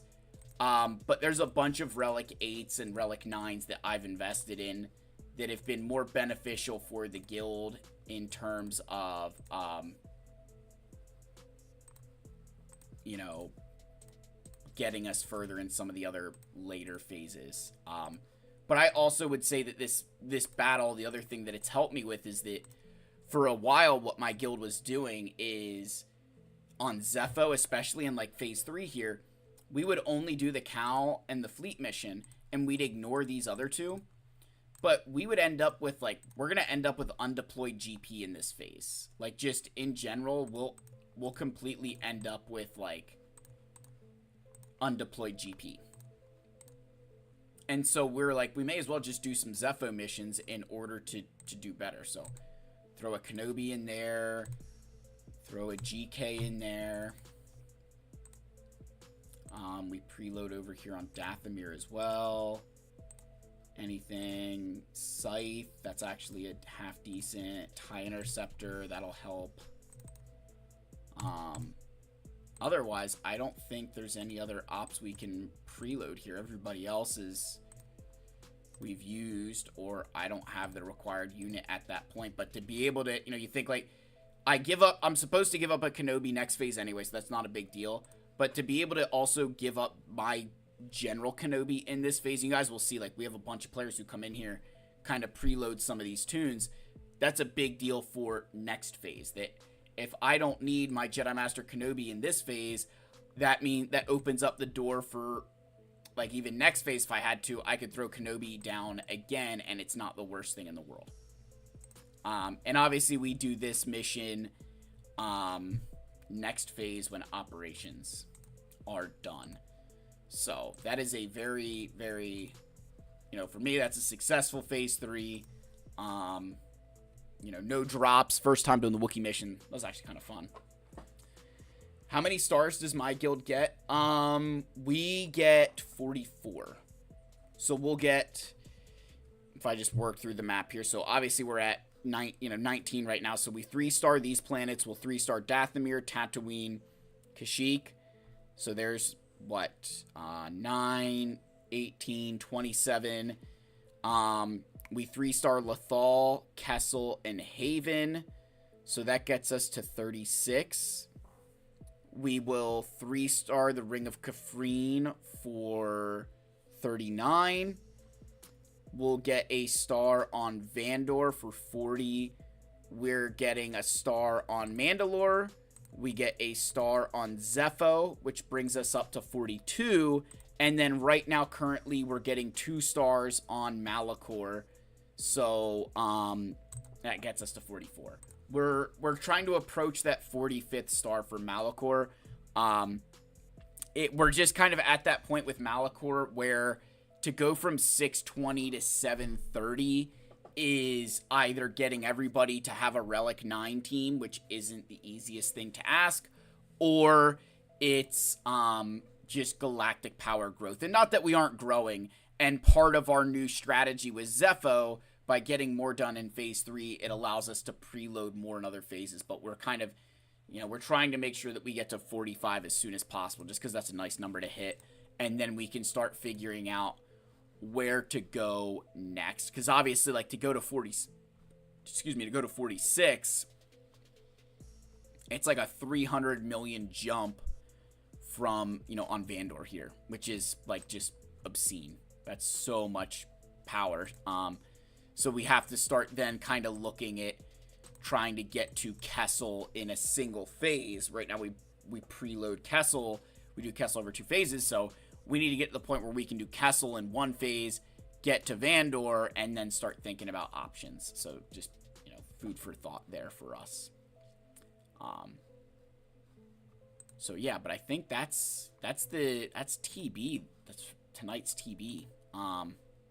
So I did see, I think Graphical is still here, and they had asked for a roster review since they're a channel member. So, Graphical, do you want to drop your ally code while I go get another beer?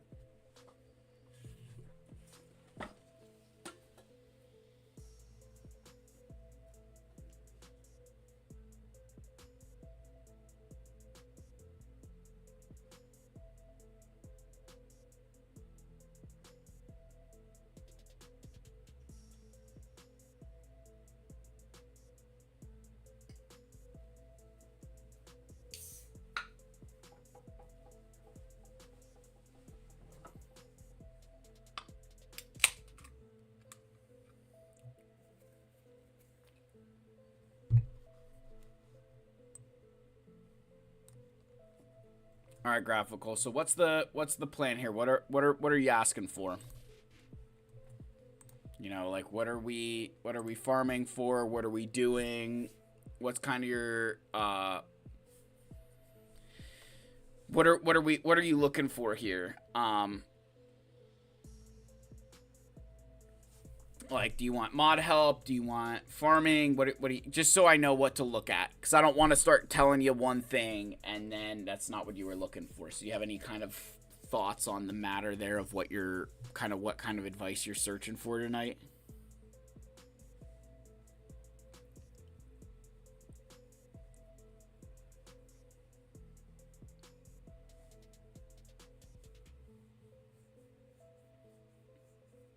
Like, do you just want, like, an overview? Do you looking for what you want to farm next? Or do you already have that and you just want me to look at mods?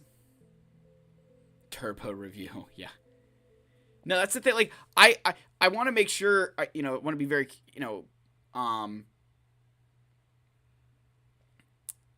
currently farming Paw Patrol. Would you recommend, after I finish, go for something like Jedi Knight Cal or Bo-Katan?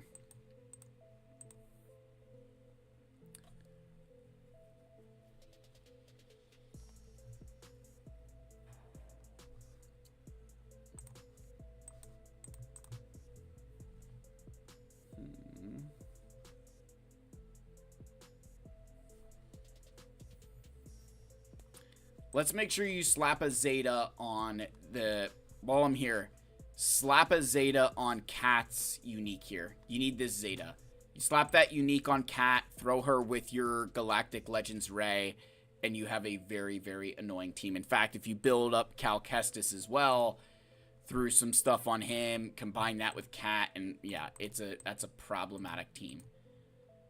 I'm just curious to see if you have... Yeah, you don't have Hezra.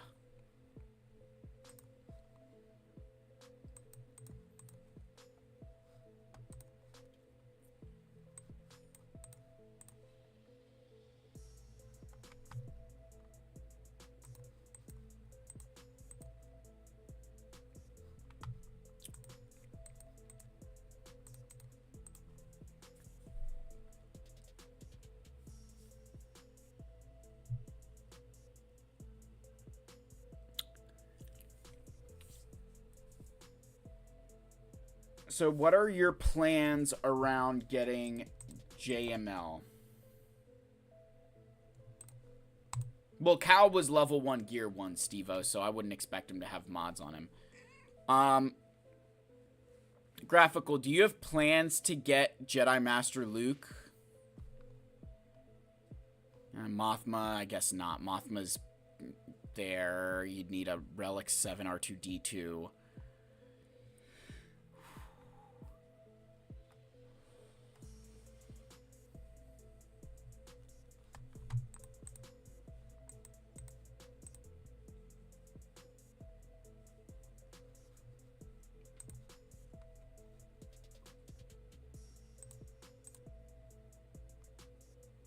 So yeah, here's what I'm thinking. You're much closer to Jedi Knight Cal than you are to Bo-Katan. You still have to go a lot of shard farming for Bo-Katan.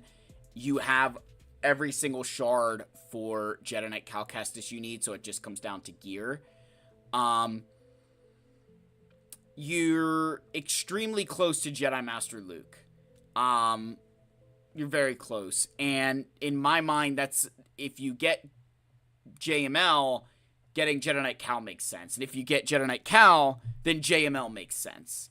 So I think there, after you do your, Paw Patrol stuff, I think JML just makes kind of logical sense to fill out your account. He's a brilliant galactic legend for territory battles, for conquest. Still very useful in PvP.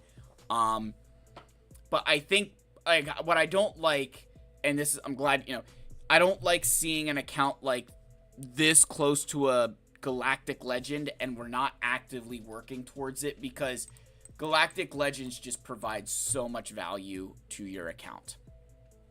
And especially when you think like you're already doing a lot of other high Kyratech sort of farms, so your account is at a point where I would argue that Kyratechs are not a problem. Because you would not be able to do Paw Patrol, you would not be able to have the Battle for Naboo characters where you have them if you didn't have a decent handle on your Kyratech. So I would definitely think JML should be on your list for how close you are. That would just, I think, round out your roster a little bit more.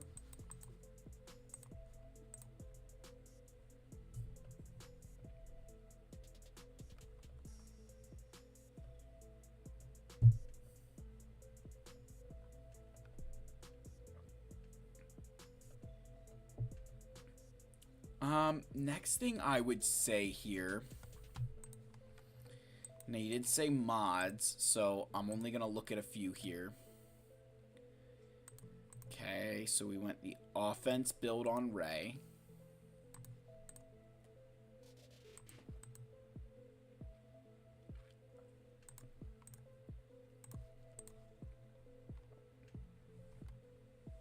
So my only critique with Rey is this mod needs to get moved. Find somebody who who you want an offense set on, but you don't care if they hit too hard. She needs offense % on this mod. That's just this is kind of a wasted spot right now, if I'm being brutally honest with you. I would just, yeah. You need that offense % on that mod.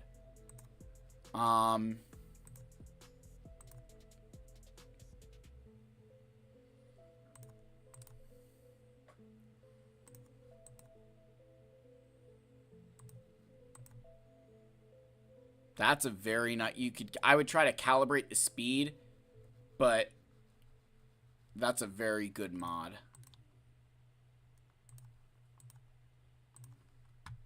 Got some good speeds. We could... Again, the only reason I'm looking... I'm not going too harsh.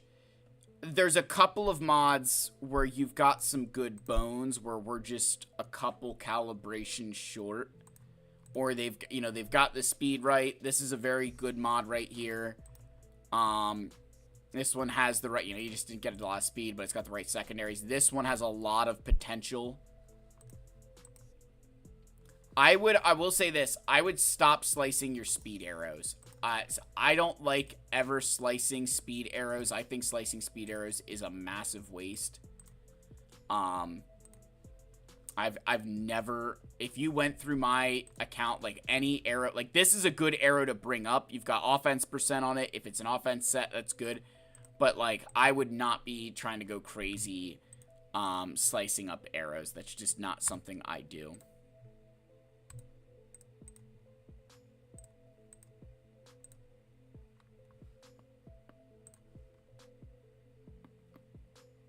Yeah, and going character by character is exactly what you should do. This one here, do not bring this up any further. Do not slice any mod that doesn't have speed on it.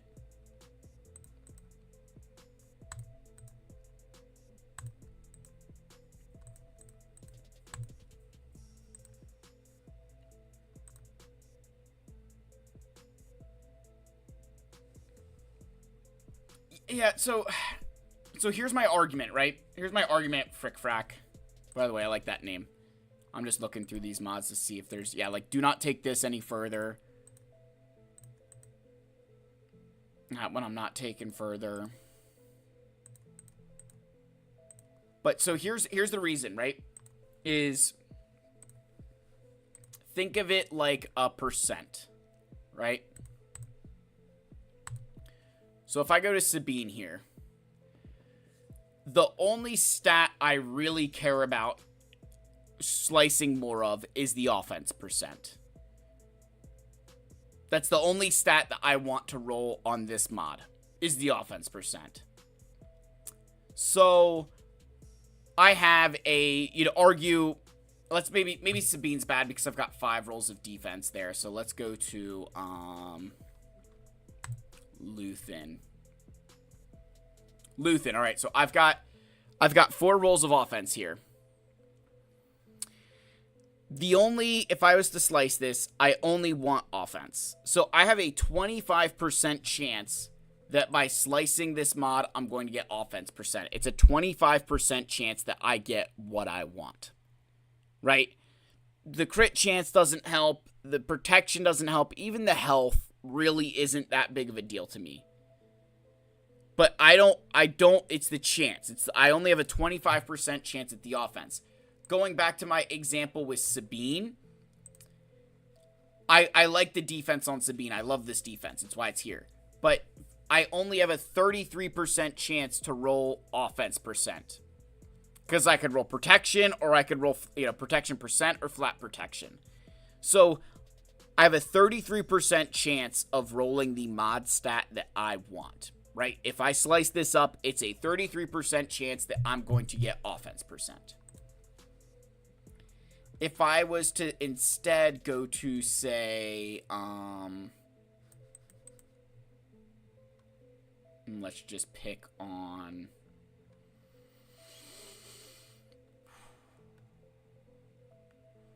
Who's got a mod that I know that I can, like, slice up and it has the, a couple stats that would be nice. Here, this one on, here's a great example. This mod on Merrick, however. So I've got defense %, I've got offense %, and I've got speed. Now, realistically, for a critical damage mod on a critical damage set, I want speed or I want offense. So I've got a 50% chance that when I slice this mod, I'm going to get either speed or offense %. But I'm going to get a stat that I want. Compared to up here, I only want the offense % on this arrow. So if you play the game of, percentages there, if you're slicing your arrows at a 25% chance, that means 1 in every 4 rolls you're getting the stat that's benefiting your account in some way, shape, or form, right? That's benefiting that character. Where by me slicing mods like this, where I've got the speed or another one, I'm getting a 50% chance, so 1 in every 2 rolls is going towards something that's beneficial. So I wanted sorry I moved away from Graphical's account there, but I wanted to at least explain that because that is a big thing for me. That's a big sticking point.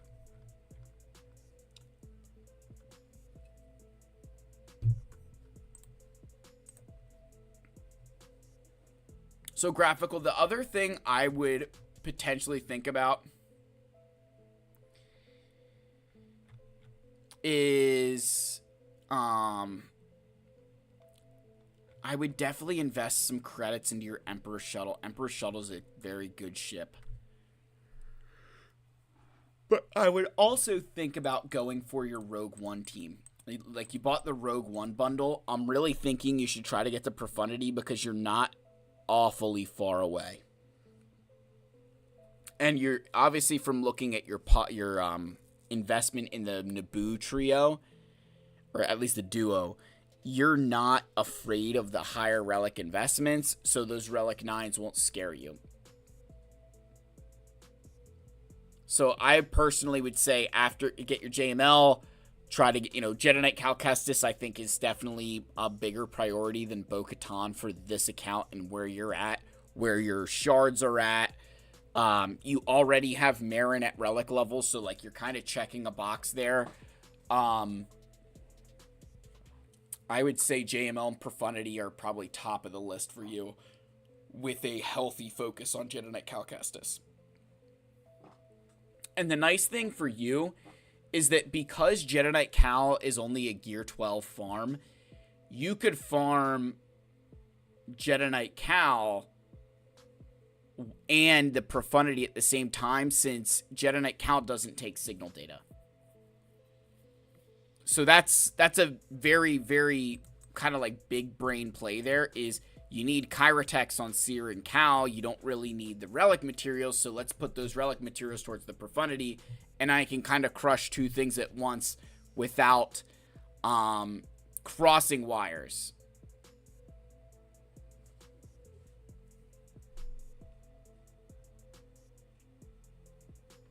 So I'd definitely say that. Otherwise, definitely, when you're looking at your mods, instead of just, like, here's a common mistake I'd see, is, let's come down to, like, I'm trying to look at one, like this mod on Kylo. Instead of just slicing this mod right away, maybe we try to find another one, like, before you just go and slice a mod, instead of, and I'm gonna back out of Graphical, I'm gonna back out of your account and kind of talk through it, showing you an example on mine, right? So, let's say I'm gonna build up Omega Fugitive here. Instead of immediately going and slicing this mod, maybe what I'll do is I'll search for, alright, I want an offense mod. I'm going to use a speed or a health set. What I'll do is I'll go look here and say, alright, give me a speed or health set, and go to offense. And then now what I can look at is, hey, I've got this one on Droideka that's faster. Or I've got this one that maybe has more stats that I like the protection, and, like, I like these stats better. It's the same exact speed. So just kind of look through your account when you're doing that. Kind of look through the mods you have available and see if there's any kind of hidden gems along the way. See if there's any that make a little bit more sense for you to equip to that character, instead of slicing up a mod that doesn't really have great stats, that you could have, built another one in its place. So that's definitely a big one for you, is just kind of paying attention to where and when you're slicing those mods, and kind of how that's coming about. And then the last thing I would say is just make sure you're buying all of your ship credits with your Cantina currency. Because you're going to want to start building some of these ships. Like Emperor's Shuttle would be a big one for you. Biston's U-Wing, the Raven's Claw. Some of those ships are very, very valuable. I would 100% do that. Otherwise, man, I think your account is in a spot that I would expect for someone who's played on and off, and that's a good thing. Like, I mean that as a compliment. Like, it's, you know, you've got the bones here. It's just going to take you some time to move on. And like, having you got Sith Eternal down here just kind of hanging out, too. I would at least try to get some Zetas on, you know, Sith Eternal here. Sith Eternal is going to be better than your Paw Patrol. As much as I hate Sith Eternal, he's still better than the Paw Patrol. So, I'd make sure we're working on that, too. You don't just want guys like that, you know, a GL hanging out there. I know Zeta Crunch is real. I know Mod Crunch, other things, but I give a wide berth to my Galactic Legends.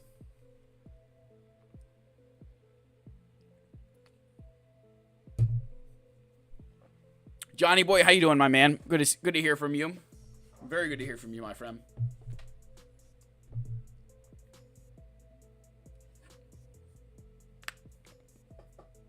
Yeah, if you guys aren't in the Discord and you're a channel member, make sure you join the Discord. We've got a special section where you can kind of, you know, get a lot more direct access to me outside of just like YouTube.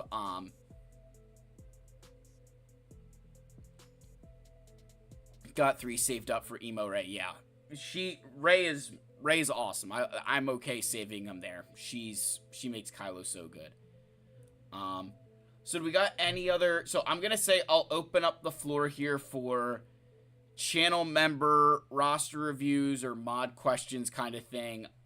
If you're not a channel member, I'll say I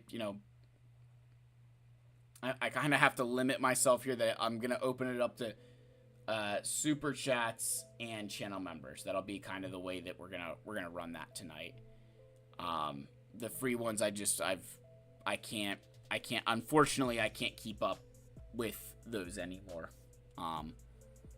So yeah, that was Graphicals. For anybody who's wondering, we did get a perfect, I'm not sure how many of you joined recently. We did go perfect in territory battles for waves 29 and 29. So looking forward to that. Yeah, Graphical. Make sure if you're not in the Discord, make sure you join that Discord. The Discord's a very, very good place to. I get a lot. There's like a we call it lickety split, where it's just like a hey. I've got a quick question that I need you to answer, Phil, compared to maybe a longer one.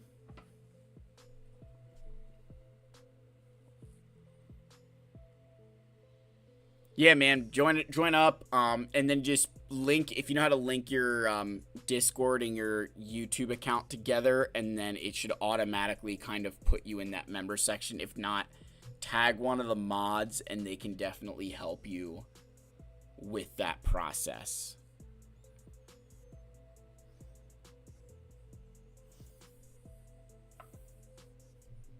Bobby, my man, thank you for subscribing to the YouTube channel and joining the Discord.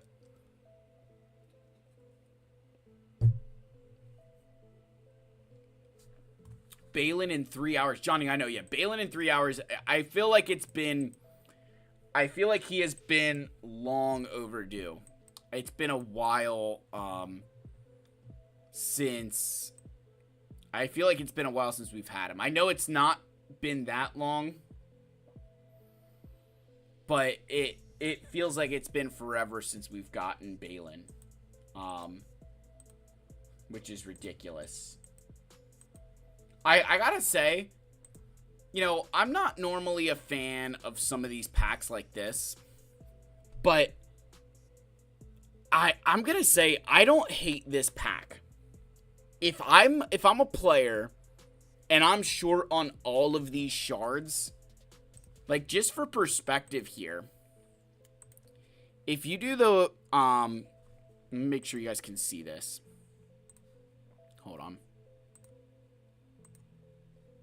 Let me clear this out. All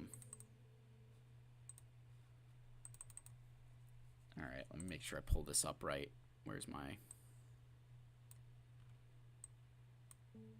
Right, can you guys see my calculator here? Is my calculator showing?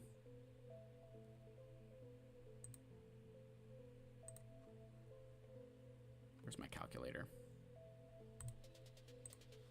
All right, there's the calculator. So it's 74.99 crystals divided by 145. It's about 50 crystals per shard. That's not awful. I'm not saying that it's great, but that's not awful. And if you're like in a major rush, I don't hate this. I'm not saying it's great. And it's only, and again, it's only if you needed 145 shards for every single character here. And with Great Mothers, and I think Morgan, are they the ones that are in the... Are they the one of them's in Cantina. So I'm not saying that it's like a perfect, oh my gosh, but there's, for people who spend money, I don't hate that pack at all, because it is going to save you a lot of time. The time savings on that is just ludicrous. And they brought back these packs, which again, there's a lot of, again, if you're somebody who spends money, for $20, you're going to get 1350 crystals, which for perspective is roughly $10, again, give or take.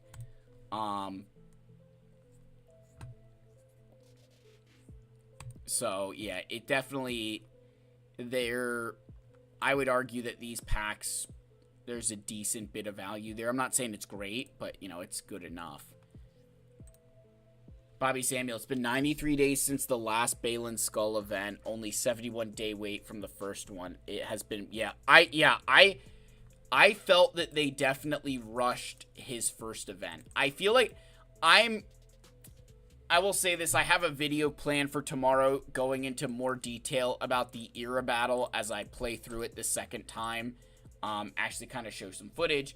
But I would say that I feel with both Ahsoka and with Balin that there were some mistakes. I don't want to say mistakes.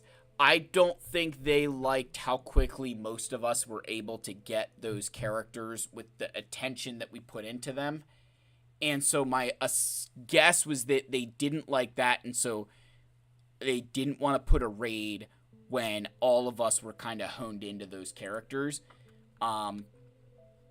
And I think that's why we're ending up with these clone troopers and era battles and Jedi vanguards the way that they are, is because we were almost too prepared for a Spectre raid. We were too prepared for Imperial Remnant raid, and that poses problems.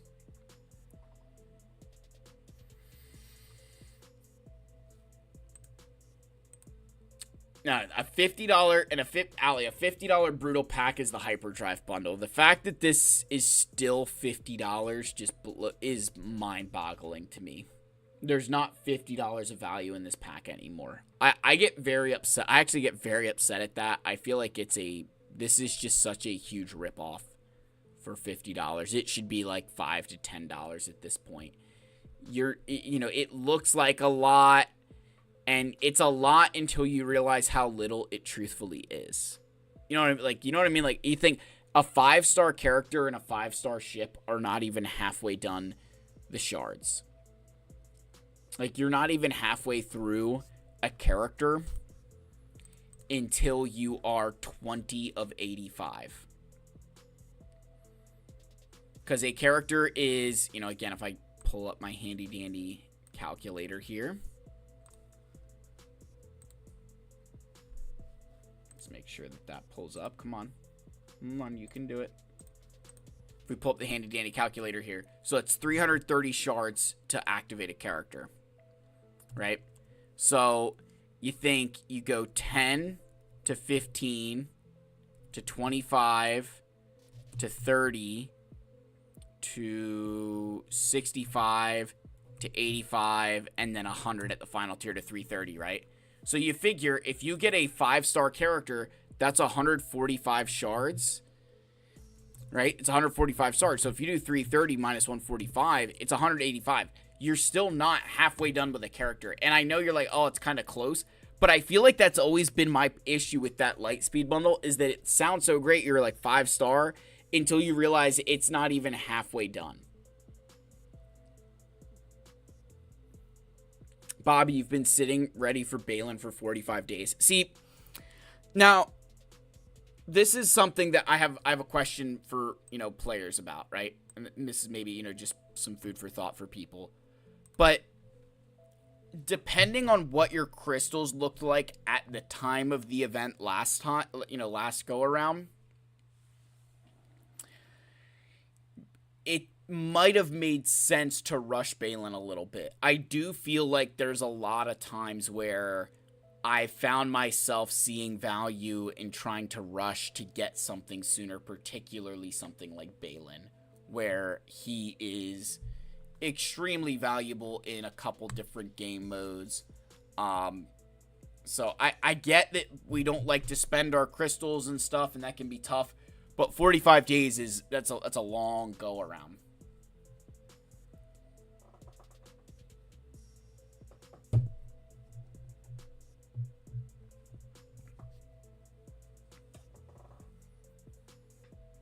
But yeah, it also comes down to what your account is ready to do. Like, I will not lie, I would have loved to be able to wail on Oppo, do a bunch of live streams, and, I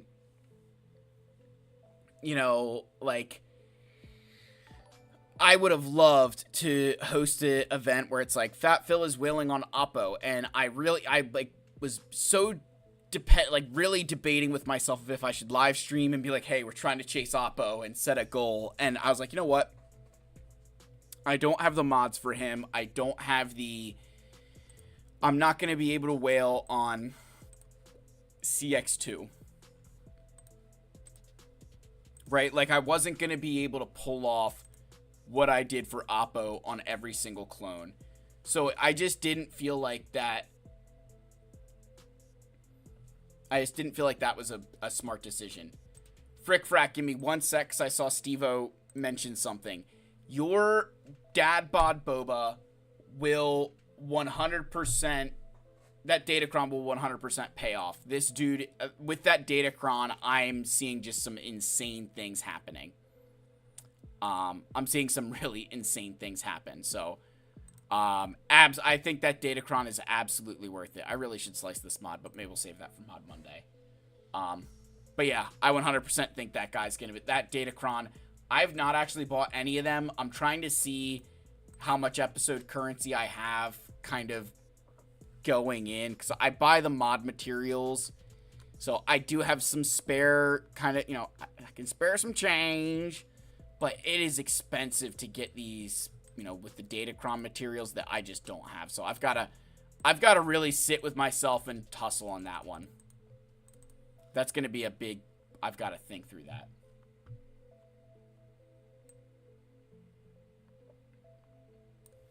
All right, so here we've got Frick Frack's account.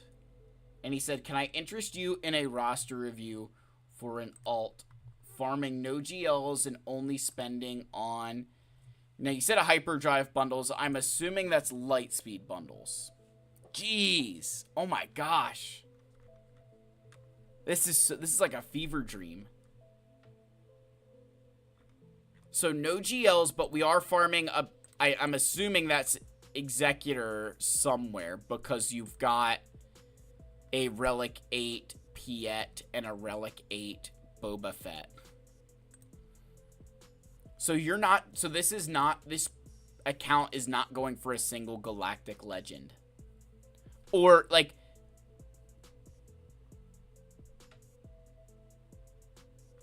So, what's our plan here? Is this just to, like, have a lot of fun? Do you have a major goal that we want to get here? Because, I mean, 6 million GP is an insane amount to have.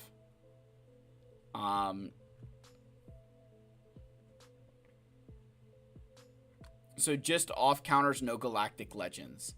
So a couple of things I would very much consider building. Number one is Bo-Katan Mandalore, which I know that's newer. I know that kind of like sucks to hear, but Bo-Katan Mandalore for me would be a big one for an account like this where that makes a huge difference. Next is getting the Inquisitors up and running. Get Grand Inquisitor, get Reva. Those two are huge. Oh, excuse me. There's another yawn. When it comes to countering Galactic Legends, those two are like very important for those fights. So yeah, Bo-Katan, Inquisitorius. Obviously, the Queenie plus Sweetie's team is really, really good at doing that. Yeah, Darth Revan, I mean, that's a really solid one. I think you have the ability to make a pretty good Phoenix team. Like, you could probably make a solid enough Phoenix team. It just depends on what the, I would say for this account, just looking through it, the biggest thing I'm gonna ask of you is, what's your Zeta situation like? Because I'm just looking through it, and it doesn't seem like you have a lot of Zetas, which is okay.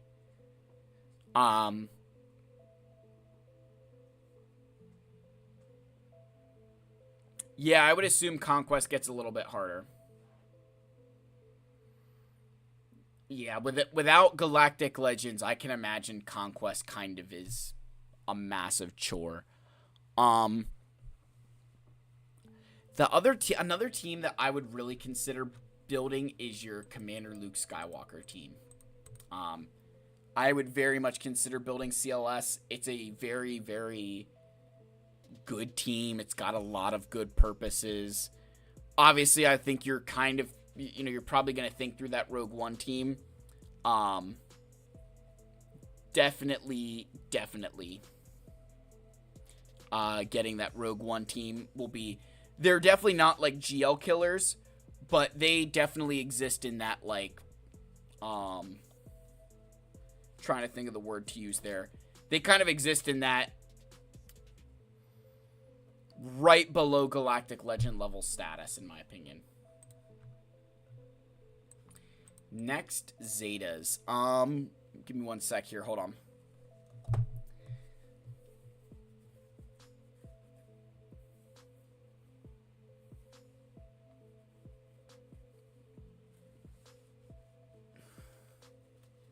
Sorry, I'm getting an itch in my head. It's killing me.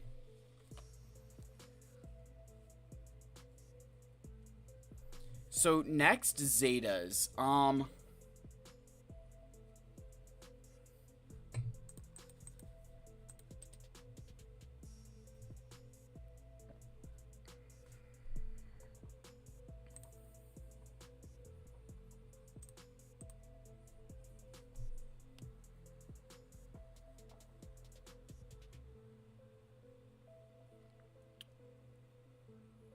I would honestly think about building Darth Revan, Basti. Those aren't bad options.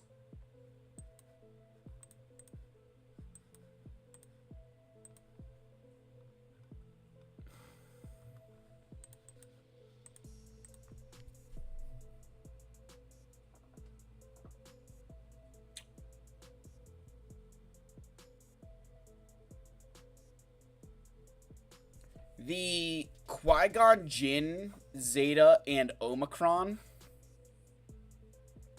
could be a really good idea. I mean, that won't kill Galactic Legends. But in terms of, like, being a very good team for GAC, having a Relic Qui-Gon with a Omicron with the Zeta. I feel like that could be really solid for you.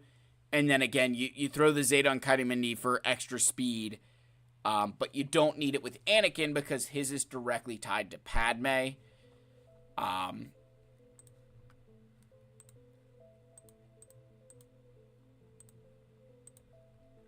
just trying to look and see if there's any other like non-GL teams that I'm like, oh gosh, I feel like a lot of them you're probably just gonna have to wait around for Conquest to get some of those characters that are top tier.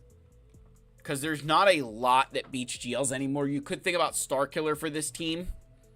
Or for this roster. Starkiller's a great one for Grand Arena.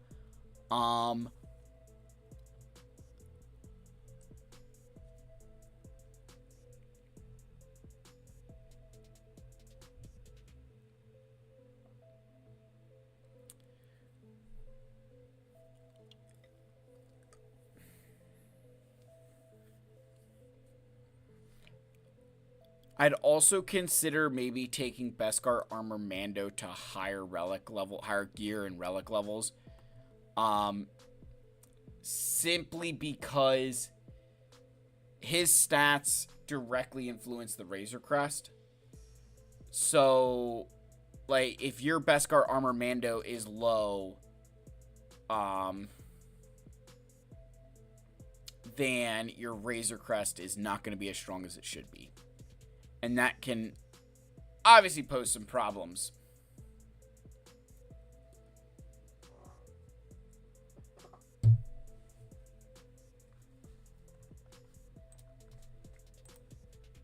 Otherwise, if I was you, I would invest pretty heavily in fleets. If you're not going to invest in Galactic Legends, I would invest in a lot of the fleets here. So maybe getting Thrawn up and running. You've got Executrix, which is good. Negotiator. Definitely get Malevolence. Malevolence is like the free-to-play. That is the free-to-play ship, in my opinion. You do not need good Geonosians. There's 2 crewless ships there. It is a very cheap fleet to build. And honestly, for what it costs, it is a super effective team as well.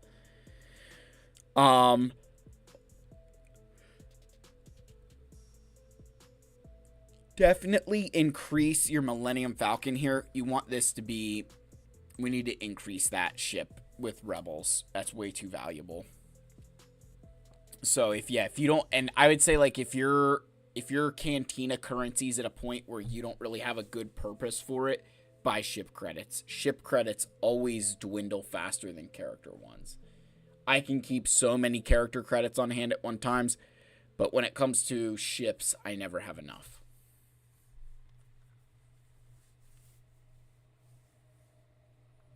Otherwise, that's about... I feel like this is an account that, like...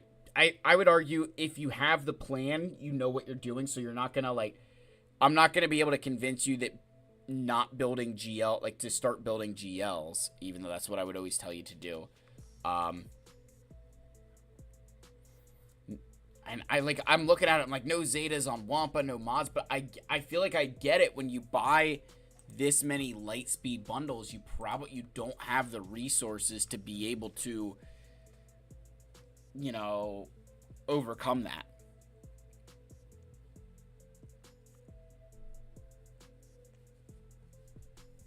So no, I feel like I feel like you're in the right area, and I think you know the counters you want to build, so it'll just come down to having those ready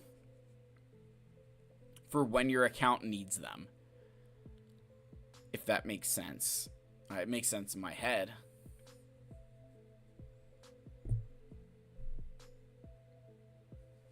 So, no, that was a good one. Anybody else have questions, comments, concerns? Channel members, please, cries, help me's. What do we got cooking?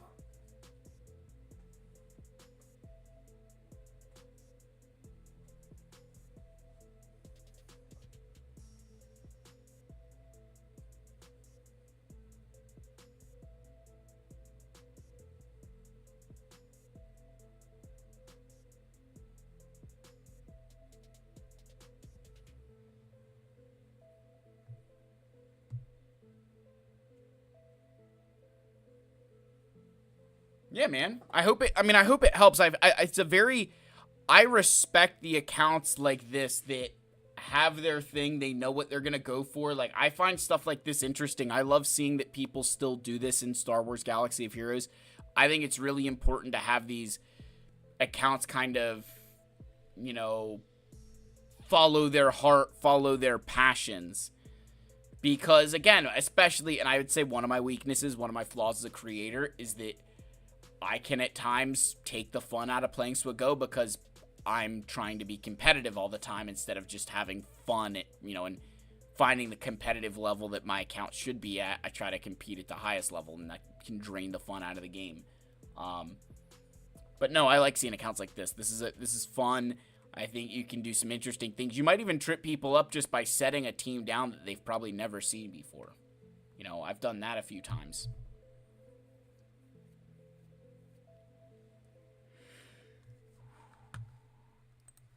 Yeah, you can get Reva pre 2 million GP, like on Justin's stupid account. Steve-O needs someone to do your conquest. Man, you know, there are people out there that do that. There are people out there that will, like, have someone else do their conquest for them.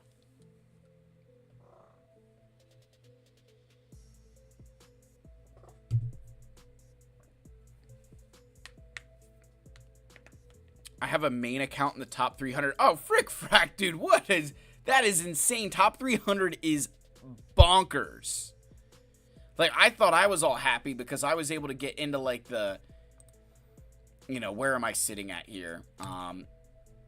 Is this actually going to be the right ranking number? Yeah, see, it's still even not the right ranking number. I shouldn't be at 3719, at 3685, so I should be way lower.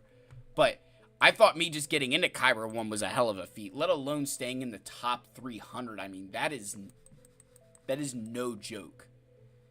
That's like the Kyber 1 of Kyber 1. Which, if you guys don't know that, Kyber 1 is split into, like, a couple sectors. And there's the Kyber 1 of Kyber 1. Top 300 is, that is extremely impressive, man. That is really, really good. That's your way to stay sane. I can believe it. I don't even want to know the level of investment that you have to do to get into the top GAC level like that. Yeah, I would even say, like, I feel the sweat as soon as I get into 3700s, where it's players who, I always joke, right? Like, this is my, like, you know, personal account. Like, I always joke that as soon as I get into that, like, 3700 range, that I hit my, like, I call it my soft max, where and I always, like, your GAC is kind of on this plane, right? You've got, like, your difference in skill here and roster size here. And you have this line that goes like this, that as the difference in roster size increases, I need to be better than my opponent. And, you know, the other side of that is as your GAC score increases, that line has to also go up, because getting into a certain point in GAC, I mean, you're going to fight people who are just as good as you, but they've got a million more galactic power. They've got all the damn datacrons, and it's impossible to win, right? And that's fine. You know, we all accept that. Steve-O, you got to 76 when GAC first came out.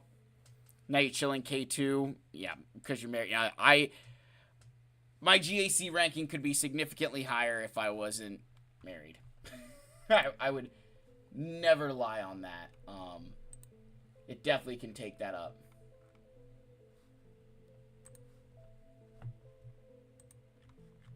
Yeah. No, that's a fun one. GAC is definitely a fun thing. Yeah, I've actually would say that I find, like, it harder to climb into K1 than, like, once I get into K1, I feel like I can kind of hang around for a little bit. But once you get kicked out, it's, like, forever to get back in. They really need to make an adjustment. I feel like all of GAC's problems stem from Kyber 1 being broken And once Kyber 1 would get broken, gets fixed, then Kyber 2 and on down the road, everything else can get fixed. But because the top is so messed up, I feel like it screws up every other sector.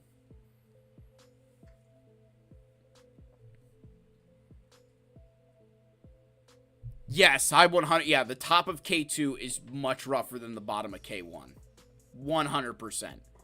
Because I feel like your bottom of K1 is a mixed bag of players who are simply there because their account is that large and they're just good enough.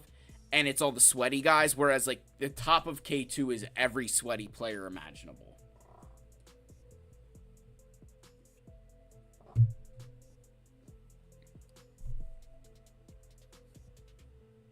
Yeah, man, I love talking GAC.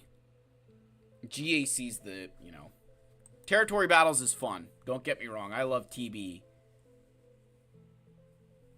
But, man, GAC is the fun. I love GAC. You're in the Kyber 3 of Kyber 3, Bobby. Hey, man, we've all been there. You don't get to Kyber 1 without moving through Kyber 3. We all started. I mean, I still remember the old system where you would climb up from Carbonite to Kyber every single time. So that was the old system was, instead of this, like, hey, you're in a bracket,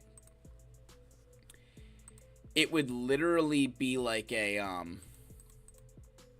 where's the, normally it tells you, like, somewhere it explains all the different, yeah, there. So, like, you've got this. What you used to do was everybody started in Carbonite, and as you won, you'd gain points, and those points would get you to Bronzium, Chromium, or Rhodium, or Kyber. That was back when GAC was 12 matches long, back before it was based on skill rating. Spartacus, go Cowboys. No. Cowboys suck. Cowboys suck. Cowboy fans have to watch their last Super Bowl win on VHS. Just let that sink in. Yeah. I know what I said. Us Philly fans will die on that hill. So while I'm here, any other channel members want their roster reviewed, or again, opening it up to, like, the super chats as well? Sounds like I just got a subscriber, which means somebody also hates the Cowboys. So we them boys, not they them boys.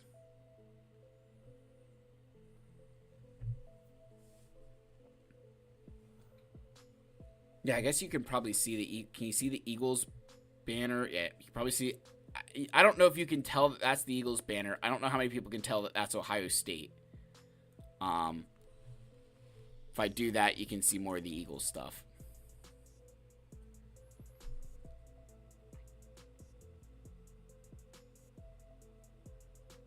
Yeah, I do. I would agree, Steve-O. I do at times really miss that older, hey, climb up into, from Carbonite to each of these levels. And I think the only problem I had with this system, when you climbed up each time, I didn't really get a competitive match until you reached, like, a Rhodium level. You know what I mean? Like, you would just, you'd, like, show up and it'd be somebody who auto-deployed. Allie with the yawn count at 6. Oh, that's the greatest. How can I not like this? That's ridiculous. Like,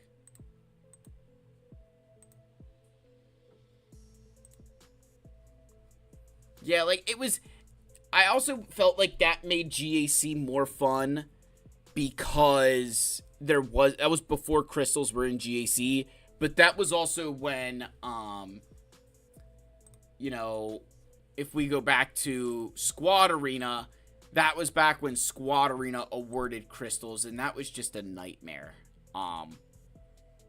That was just, like, when Squad Arena had crystals in it, it was worse than Fleet Arena was. Because Fleet Arena, yes, there's crystals, but the shards are so much smaller than they are for Squad Arena. And, I mean, I remember my Squad Arena at one point, we had, like, 30 people in there. Like, it was so much. Like, there were days where I had to 1000% do refreshes just to hit first, second, or third, depending on what day it was for me. Yeah, Wyatt, drop your channel member, man. Drop the ally code. You know, just drop if you're a channel member, you can drop your ally code. And even if it's not on a, like, live stream, if you're a channel member, what I will do is, you can send me your, we can kind of do the same kind of roster review, except it's inside of Discord. And that can help some players because it's kind of typed out, faster replies and things, so you can kind of move through it and almost get more out of it. Kind of wish they took ship crystals and put them in territory war. So, I've had that thought before too, Steve-O.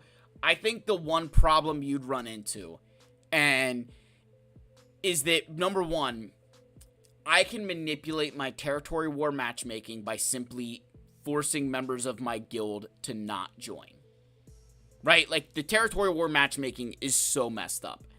And so, my big thing is, I don't think that territory wars is the right place because, again, it's manipulated outside of CG's control.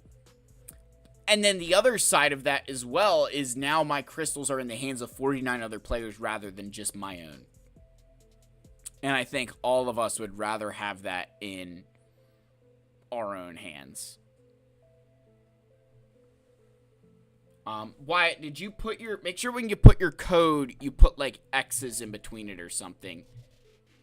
Because sometimes it thinks it's a cell phone, or they think it's a phone, they'll treat it like a phone number, and then it, gets blocked. So you've got to put, like, those X's in between it or something like that. There's a little trick to make it work.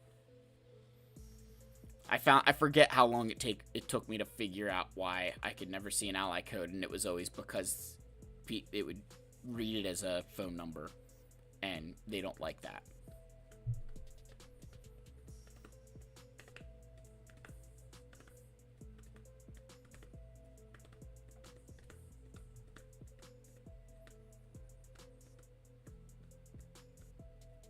I do wish they updated some of the territory war stuff to be more current, but I definitely don't think I want crystals going there. That would just be a travesty. Alright, there's Wyatt's ally code.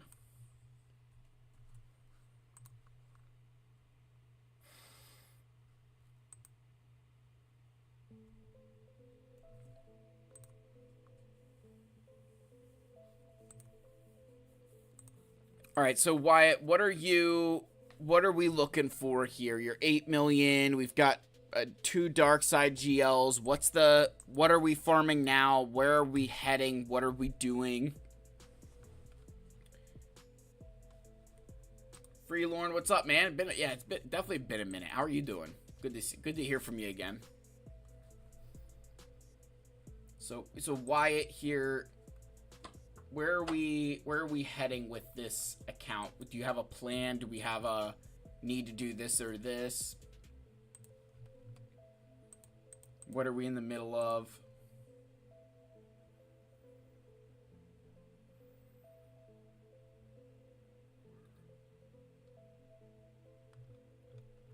I am living the dream one nightmare at a time, Freelorn. Really close to Jawa. Alright, so what are you planning for after Jawa? After we get the big slug, what are we thinking of doing? Do you have a plan for that? Because life after Jawa, things definitely get interesting. It's taking a bit due to refreshing Executor. Freelorn Jedi Master, my friend, thank you so much.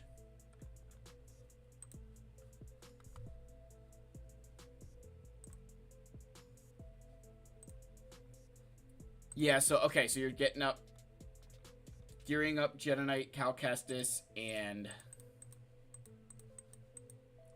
right?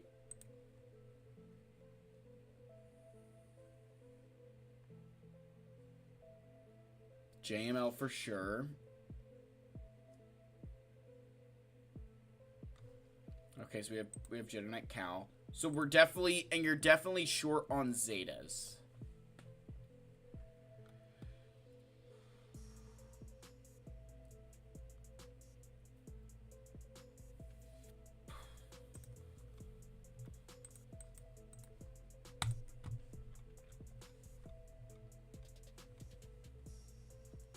Nope, does this one, let me get a new, hold on. Let me generate a new link.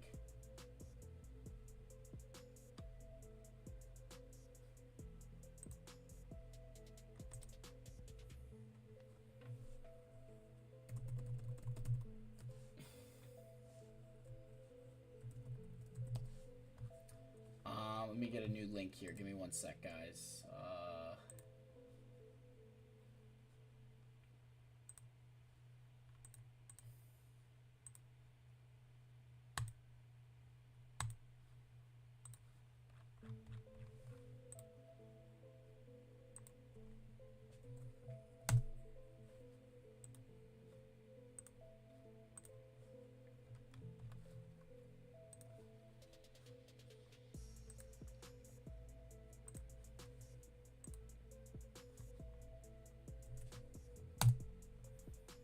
Oh, the pinned one works. Didn't see that. Oh, well, there's a new one just in case.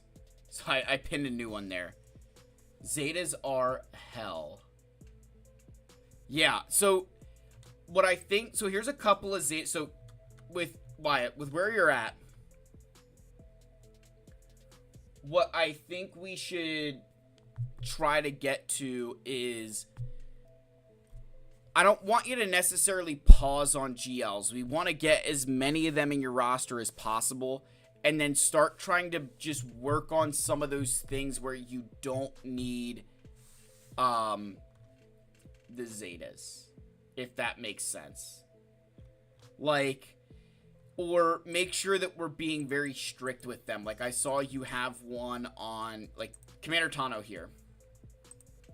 Once you get Rey, putting the unique on Commander Tano makes sense. You're very close to Grand Inquisitor and Inquisitors as it is. Like, we can maybe think about some Zetas on him.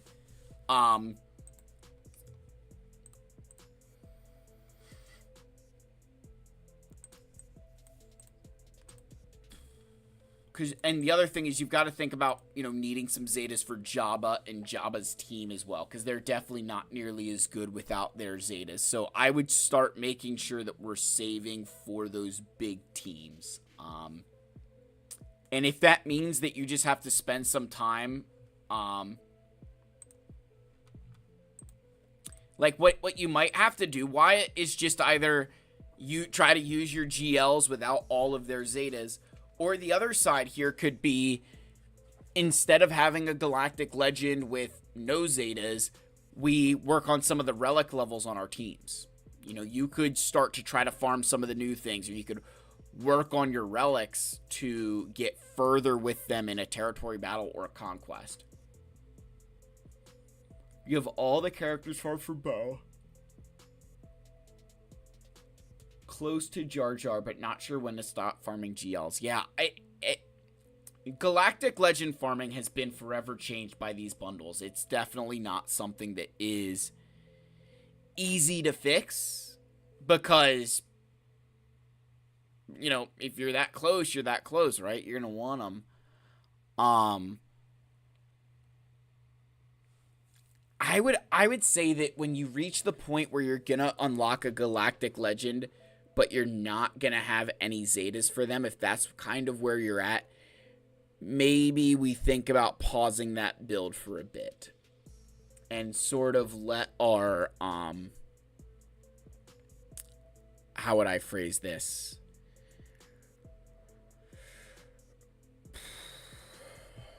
I had a really good phrase in my head and now I can't pull it out.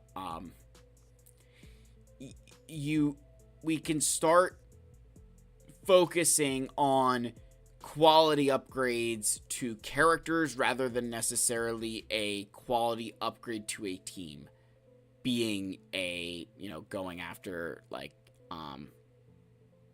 Zetas and whatnot. So I would say for you, I would not go after the Gungans. I feel like that's too much. I don't think Bo-Katan Mandalore is the right answer. I think you try to get your Jawa up and running. I maybe think about JML, but you definitely need to be careful, Wyatt, because your Zeta situation is pretty dire, and you've got a bunch of characters probably on the horizon for this account that you need to be mindful of.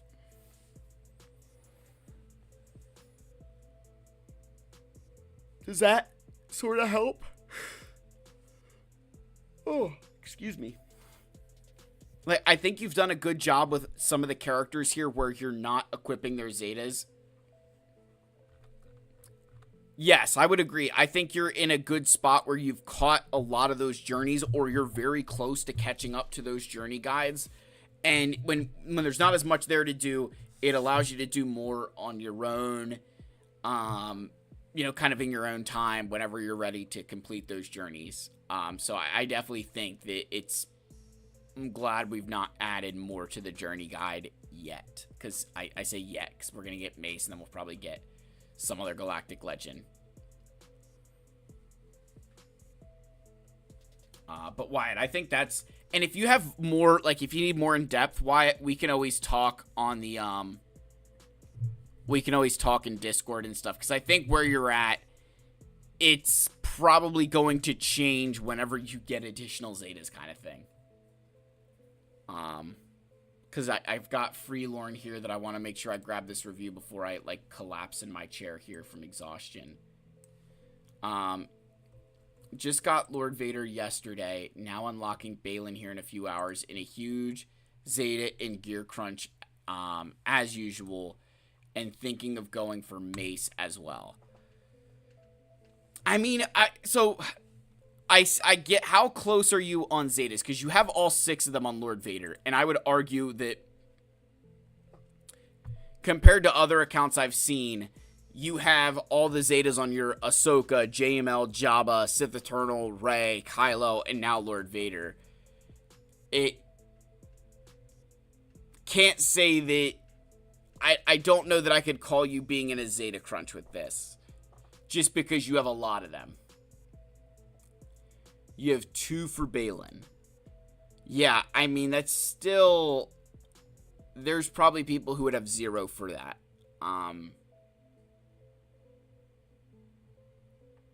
Wyatt, when do you need to start farming Darkside clones? I would not farm Darkside clones in Lord Vader for a little bit. You've got to... There's a lot of work to be done there in terms of the Bad Batch and the Relicates. Not for a while, to be honest. That's just the way I see it. And I love Lord Vader. So Freelorn, if you have 2 ready for Balin, that's solid. Let me see your mercenaries here.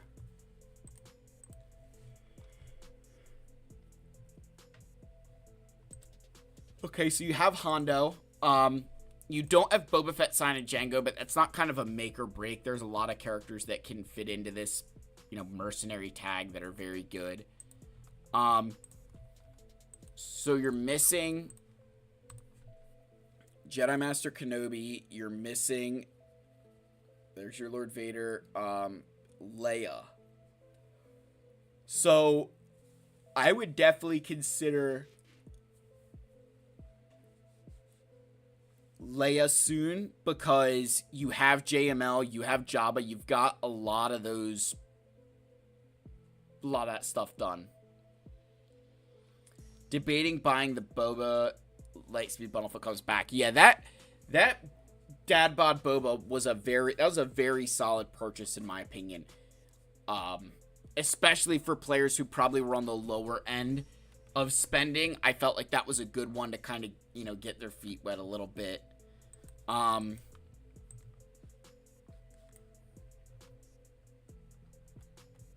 Yeah, I would seriously consider just going after, like,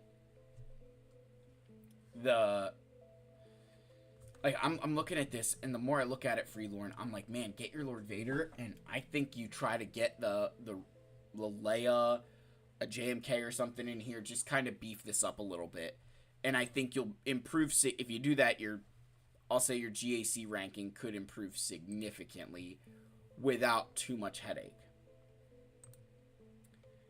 You've got Executor, so I would say at 10 million, I'd expect to see a Profundity here, Freelorn, so make sure we're working on that. When should you fit in Leviathan? That's a very good question.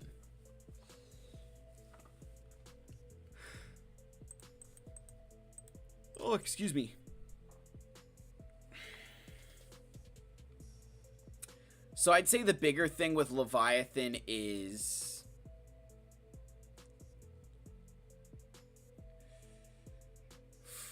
The thing with Leviathan, it is a very expensive flight because, like, or a very expensive ship because it's taking all those Relic 9s, it's taking some of these characters that really aren't good and making a lot of use out of them, in terms of the fleet itself, but outside of that, you're like, yeah, you know, I'm not really using Sith Assassin or Sith Marauder. I would say Leviathan fits in when your account...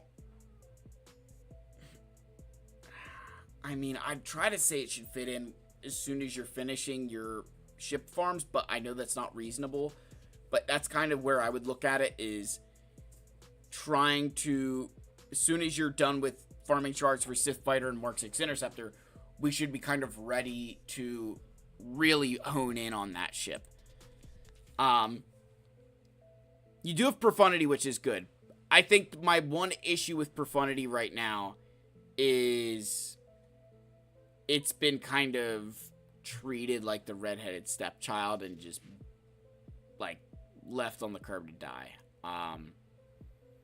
I feel like CG's really done a big job of trying to, you know, get Profundity off of the meta list when it comes to counters. But the Profundity does add a little bit of comfort there.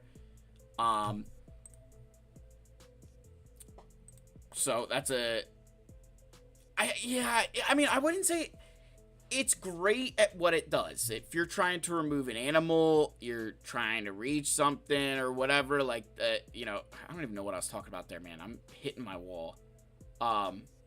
It's not, what the hell was I saying? It's kind of ass from your experience, at least. Nah, it's not that bad. It's great at what it does. It can beat a Leviathan. It's not perfect at it. I would say the bigger thing that you need to be careful of with Profundity is offensively, there's a lot that it'll... offensively, it's far superior. Defensively, it's still very good. The thing offensively is that it's got a hard stop it. It's probably not beating it's not beating the Executor. And against Profundity, you've got to kind of get lucky. Or against Profundity. Against Leviathan, you've got to get lucky with the Profundity. Man, I'm hitting my wall, guys. Sorry. But against a lot of the non-galactic legend ships, Profundity is still arguably the best defensive fleet because of the high variation of assists and dodges and everything else. It gets me holds all the time.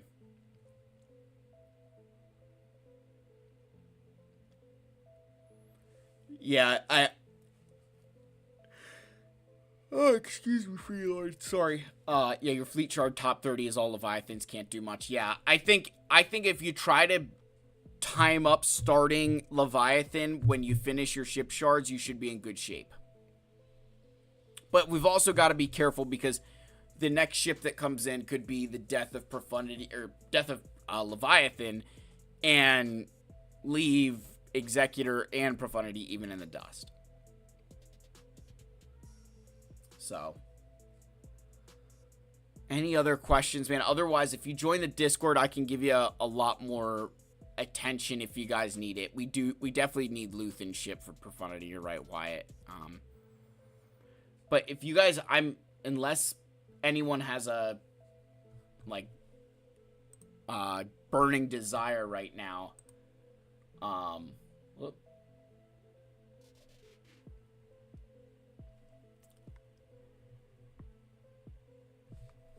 Yeah, I would agree. If you haven't, like, if you're waiting on the next ship, it definitely isn't awful. Now, Linky, hold on, guys. Linky, my guildmate, this will be the last thing to show him. Linky, I'm ahead of you because I'm probably ahead of you by 1, right?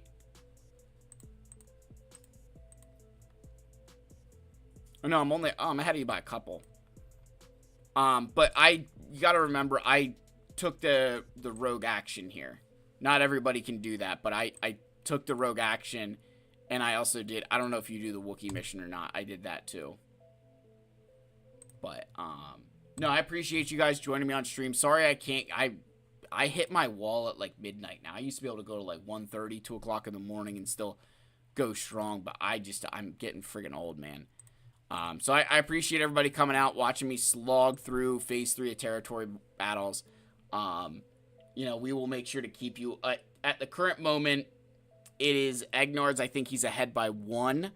So we're getting into Phases 4, I don't think is anything crazy for us, but I think Phase 5 and 6 is when things ramp up. So we'll definitely have to see how that pans out, because his guild definitely has a bit more lucrative strategy to trying to maximize waves than mine. Mine just decides to maximize stars, you know. Gotta throw that dig in there. So, thank you guys again for coming out. Like, subscribe, comment.